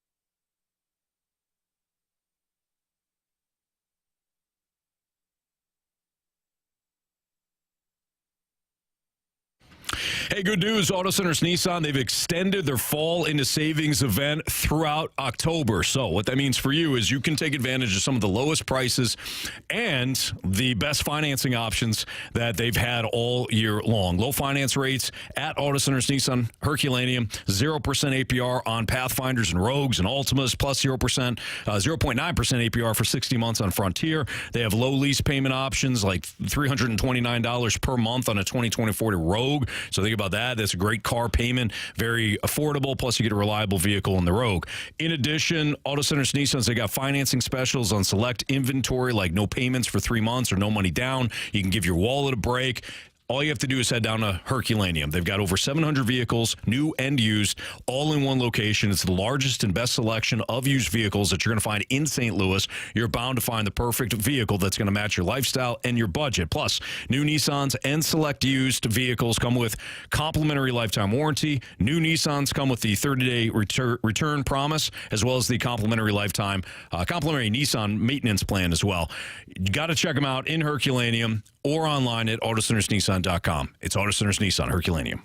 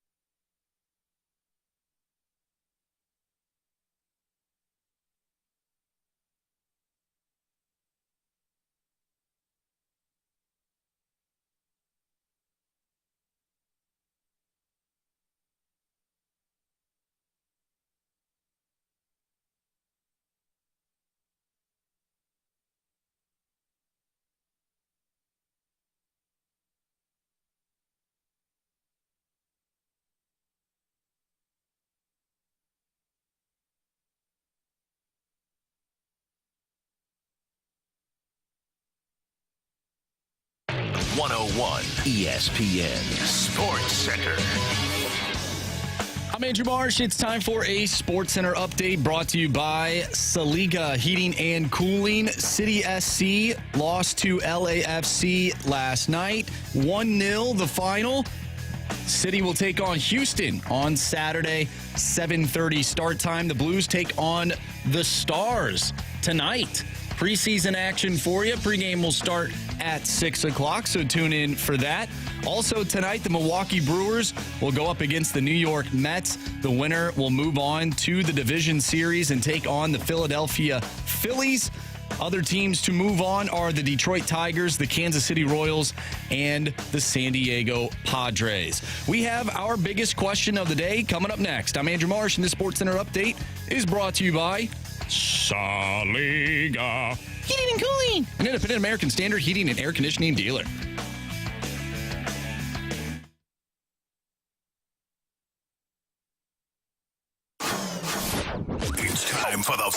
Lane's biggest question of the day.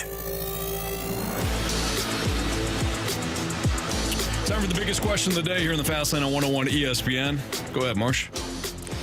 Well, Mike Schilt and the San Diego Padres are moving on. They'll take on the Los Angeles Dodgers in the National League Division Series. The Padres are playing good ball. They have been for quite some time. And Mike Schilt is helming that team. Do you guys think the Cardinals' organizational issues go much farther than simply the firing of Mike Schilt? A lot of people are upset that the Cardinals fired Mike Schilt. Yep. They want Schilty back, or they never thought that he should have left. Do you think their issues go much farther than just him being fired? Absolutely. Let me start though with what you're actually missing in Mike Schilt. You're missing an identity. You're missing how the game should be played, at least from his viewpoint. He wanted to play a certain way. Now, there's some other like circumstances going on with Schilt that things. Yeah, that we can't that we're not going to get into. We have our own sources on this and all that. Ominous. Exactly. It's not anything like horrible, but there's a reason why they let him go that goes beyond philosophical differences. He resurfaced in San Diego. He's got a good club, and they're playing a certain way. That's what you're missing out of Mike Schilt. That doesn't mean, though, that you can't get that from somebody else. But I think as an organization, you have to know how you want to play.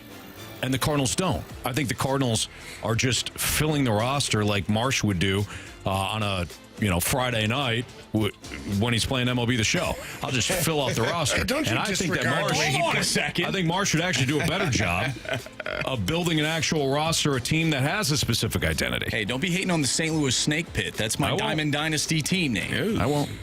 But that's what you're missing in Schilt. It's not like Schilt could just come in here and fix all of the problems that the Cardinals clearly have. They still have a problem from a player development standpoint. They still have a problem with the one of the smallest scouting and coaching staffs from a minor league standpoint. Like, that's all still there. So I think Schilt maybe masked some of the problems that you had, but the real key that you're missing with Schilt is that identity. And they got to find that no matter who is the manager. That's my take. I agree. Having an identity, you start there. Figuring out what you want to do, how you want to develop your players, how you want to evaluate those players that are on your roster so that they can be on your roster, and figuring out what it is you do well. Mm-hmm. I think the Cardinals, I don't know when you look at this team this past season, what's the one thing you say, oh, they did that really well? Yeah. Like, right. What was it? What was it? I think center field, they got some really good defense in center field. Got some pretty good defense up the middle. But other than that, what did they, you can say, oh yeah, every night I know. I don't know that the opposing team's run game is going to be stopped, because they're going to take off. Yep. Like there weren't things that you knew that were good that was going to take place night to night after night. Yep. Which is frustrating. Definitely. There you go. By the way, would a worst from a Cardinals perspective, would the worst NLCS be Padres and Brewers? Yeah, I'm rooting for it. Why would that be bad? From a Cardinals standpoint. Oh, yeah. Oh, yeah. For the Cardinals? Yep. Now I get it. You know what I mean? Yeah. Front office sitting there. In that situation, who is St. Louis rooting for? Are they rooting for Schilt? Yeah, probably. People still like Mike Schilt. And I think they would. And we talk about watching and let's talk about from the Cardinals' perspective. Not from our perspective. They want Dodgers and Mets, or Dodgers Phillies. They want Tigers and Mets. Cardinal fans? Yeah. No. The Cardinals. Oh. Because of the money that's being spent. Just get in, baby. It's all it takes. Yep. You guys don't know ball. What would be the worst World Series matchup, like, that you would not want to watch? Guardians and the Mets. And Brewers. Well, Guardians and Brewers. That'd be terrible. I think that would be. Because Tigers, you can root for them. You could say, this team wasn't even trying to. They were selling at the trade deadline. Look at them. Look at them go. You know, like if the Tigers make it to the World Series, that could set back the Cardinals 10 years. Wow. I'm kidding. You're serious. No.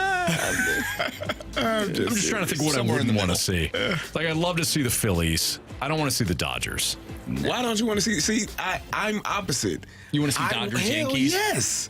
Yes. I'd rather get Phillies, Yankees. No. Because I don't think the Dodgers don't have the pitching. You don't want to see Shohei May. You don't want to see that? You don't want to see the possibility of the MVP of the National League, who has not pitched at all this year, potentially pitching in a Game 7 versus Aaron Judge and Juan Soto. Come on, man. Yeah, let me think about that. Yeah, come on, man. No, I hate the Dodgers. I hope they get bounced in the first round. You are. I do too. I hope can't the Padres stand them. bounce them in the first round. I hope they spend a whole They already made it truckload out of money. the first round, Anthony. Well, you know what I mean. The divisional round. Their first round. I hope they get You know why bounced. they don't have to play in the first round, Anthony? Yeah, they're good. They're pretty damn good. I think the Padres can beat them. Yeah, we're just spending. We'll just spend. The Padres Get outta spent a here. lot of money, too. Yeah, it's different. You feel better about watching the Padres and their $300 million I just roster? mentioned the Phillies who spent ungodly amount of money. So I think the worst for the Cardinals. But I love Bryce Harper. Yeah, Bryce Harper's sweet. The worst matchup for the Cardinals in the World Series would be either the Brewers and or the Padres against the Kansas City Royals. That's, yeah. Would the Royals be more interesting than the Tigers? Yes. In a World Series? Yes, because they have Bobby Witt Jr. Because of Bobby Witt Jr.? Yep. So it does change a little bit if it's Royals and Brewers as opposed to Tigers and Brewers for you? Yeah, a little bit. All right. You're probably still not watching, though. Oh, I'm watching just because I'm a baseball fan, but the casual baseball fan probably won't tune into that. No. Especially if the Tigers are in there. Yeah. Ask a casual Go baseball Tigers.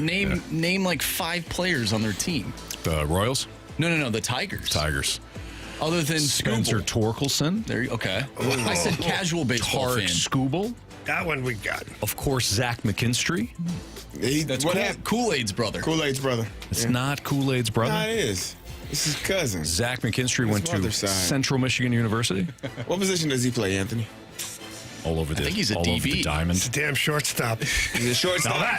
He's a shortstop. I actually think he's a third baseman. He does go all over the place. Like, he'll play third, he'll play second, he'll play short. The young utility man and Anthony Stalter. You were Brendan Donovan before Brendan Donovan. Yeah, He good didn't- call. They told you it's a bad thing. It was really a good thing. That's right. Yep. The Cardinals would have drafted you. Oh, sure. Yeah. Well, you're making your They would have. You're making your return, aren't you? I am. That's right. He's got eligibility. Yeah. Carey was highlighting the fact that there's a player on Miami. Who was a ninth year senior. That's not possible. Because they had the COVID year or years. He had a couple of red shirt injury years, and he played with Justin Herbert at Oregon. That's where he started it. He was teammates with Justin Herbert. I think that was his first touchdown catch was from Justin Herbert. Really? He's a ninth year senior at Miami. He played with Matt Stafford. So Carey sent that text out about that kid, and I said, I hear you, Carey. I'm going to re-enroll at Central Michigan. I'm going to play. I'm going to go back. Technically, I've got 4 years of college, right? You got time. Yes. Even though I played pro? You can't be on scholarship. What? You won't be able to be on scholarship Oh, yeah. Wait till they see me play. because you were a professional. But you can NIL go into money. another sport. Huh? Yeah, just going to You can another go into sport. another sport. Okay. Yeah. Who did that? Who became? It was a basketball player. Became a golfer. Played with LeBron. The one that missed the shot, that didn't take the shot. He was What was his J.R. name? Smith. J.R. Smith. Yeah. Went back to college to play golf. Oh, did he? Yeah. Oh. Yep. Yeah, that way no He teammates never can went to yell at him. college. Right. Who's the kid that won the Heisman at Florida State and then played point guard for Charlie the Knicks? Ward. Charlie Ward. Yeah, Charlie Ward was special. he was. He's a hell of a player. All right. Jamie's got to get out of here. We are going to do Bet the Board and 3 stars of the day. Criticisms, compliments, all next on 101 ESPN.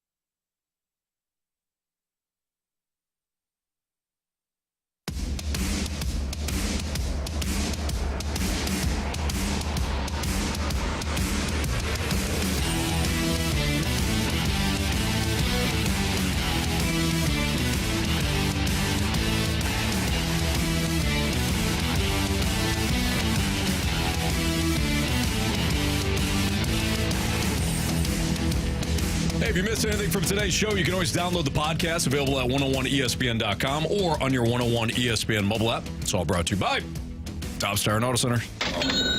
Time to bet the board. Marsh, you and I are off to rough starts. Yep. We're both 0 for gopher. Braves couldn't come back last night. Mets couldn't hold the lead. So Marsh and I, zeros. CD and Jamie with 1 point apiece. Did Jamie give you his play? Yeah.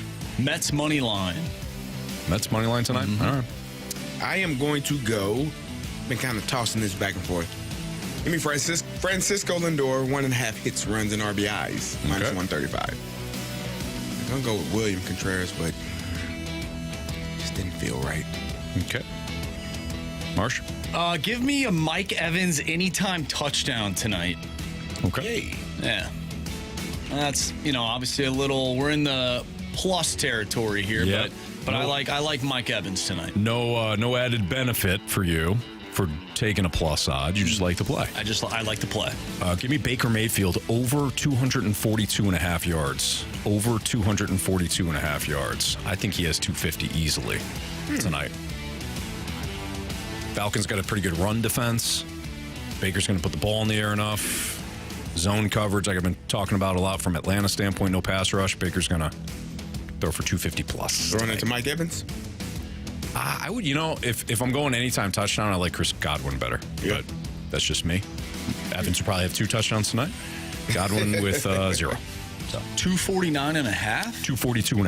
242.5. Yeah, 242.5 tonight. 242.5 for the Bake Show.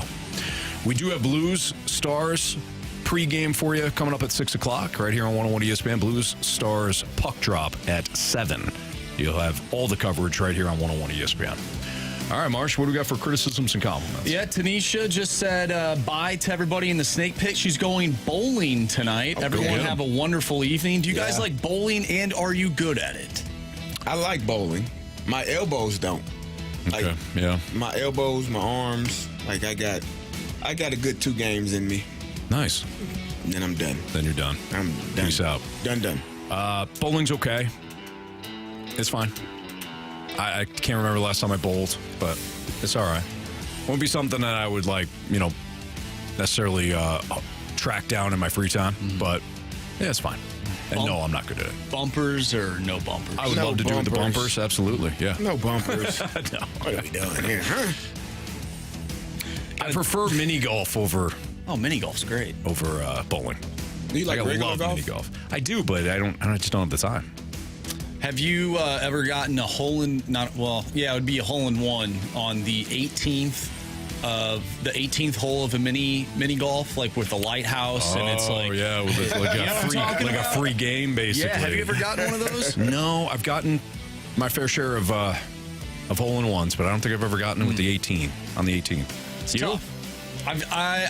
You've come close. I think I've gotten it one time and got a free game. Nice. That I never used.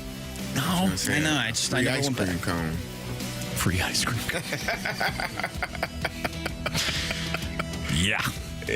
Where are we? Go ahead, Marsh. I got a text from the 314. We will rally around the fast lane and we will have great radio. That is from Justin. Thank you, Justin. Love yes, absolutely. Appreciate it. Yeah. From the 314, great show today. Made me spit my SpaghettiOs out because I was laughing so hard. Oh, nice. That's wonderful. What part do you think he or she spit out her SpaghettiOs? It's a very good question. You know? Probably when Michael Ciani got ate by the tiger. By the Bengal tiger. Yeah. I don't know why I didn't see that coming. I don't know, Bob. He should have. Bob the tiger is right there, chained up, right in front of him. He's a gamer, though. The Waterboy says that we should have a 101 ESPN mini golf tournament. Ooh. Be fun. I think that'd be fun. Yeah. I'm in for that. That'd be nice. We should have a 101 ESPN softball team. Now you're talking. We'd be late every time, probably. Game starts at 6:30. Yeah. I've always wanted to do a 101 ESPN like award show, like the ESPYs, but for everyone on the station, and just come up with like goofy different awards, goofy awards. Yeah. sounds very self-serving, but you know what? I like that. What do you mean? Like, who would it be for? Just us? No, it would be for everyone. The whole show, the whole station. The whole station. That's what I mean. Just for, like, the station? Yeah. Okay. All right. It would be nice. Yeah. Yeah. We're not going to give an award to, like, the Rizzuto show. No. I just mean, like... What have they done to deserve that? Would the listeners go to this SB award? You know what I mean? Like, it just now it feels... Yeah. Oh, like self-serving. in the office. Well, I just feel like, self-serving. That's all. Just amongst us, nobody else gets to see. Well, no, the listeners would be a part of it. Okay. All right. You know? Just asking. I'm just someone asking. to host, and they'd roast us for like 2 minutes, and then we'd walk you up want to do there. a roast? Those aren't good. We've done the roast of Jamie Rivers. Did you? Yeah. How the was Blues that? alumni put it on. Reed Lowe put it on. It was fun. It was me. That's awesome. It was me, the late, great Jeff Burton. Martin Kilcoyne hosted it. Who else was there? Oh, Tony Twist was there. Awesome. Yeah. It was fun. They had a comedian there, too. I think Greg Warren was there. Oh, Warren G. Warren G, the rapper? Nope. That's what I call him Warren G. Oh, okay. Yeah. All right. Does it get confusing? Nah. Had a teammate named Greg Warren, and we called him Warren G as well. Oh, cool. Yeah. You guys ready for the 3 stars? Bet your sweet ass we are. All right, our 3rd star of the day goes to Bill Marsh and Anthony Stalter's rivalry. Yeah. I like that. Yeah. It is a pretty good rivalry. Yep. Baseball, and that's it. Mm-hmm. And Anthony didn't like that. I didn't like that one bit. Didn't take those words kindly. Fortunately, Marsh had the statistics for us. I certainly did. Well, guys, you've heard of Angels in the outfield. Our 2nd star of the day goes to Animals in the outfield. Yes. Nice. You got to be careful out there. Yes. And our first star of the day goes to Jamie and Corey for getting this sweet Minnesota Vikings helmet for myself. Nice. So I appreciate it. Probably one of the coolest gifts that I've received in quite some time. That's really neat. That is awesome. And in ever, Bob. And in ever, Bob. All right, that'll do it for us. Again, don't forget, we got Blues pregame show starting right at 6 o'clock. We've got Blues and Stars puck drop at 7. So all of your coverage for your Blues right here on the Blues Radio Network 101 ESPN.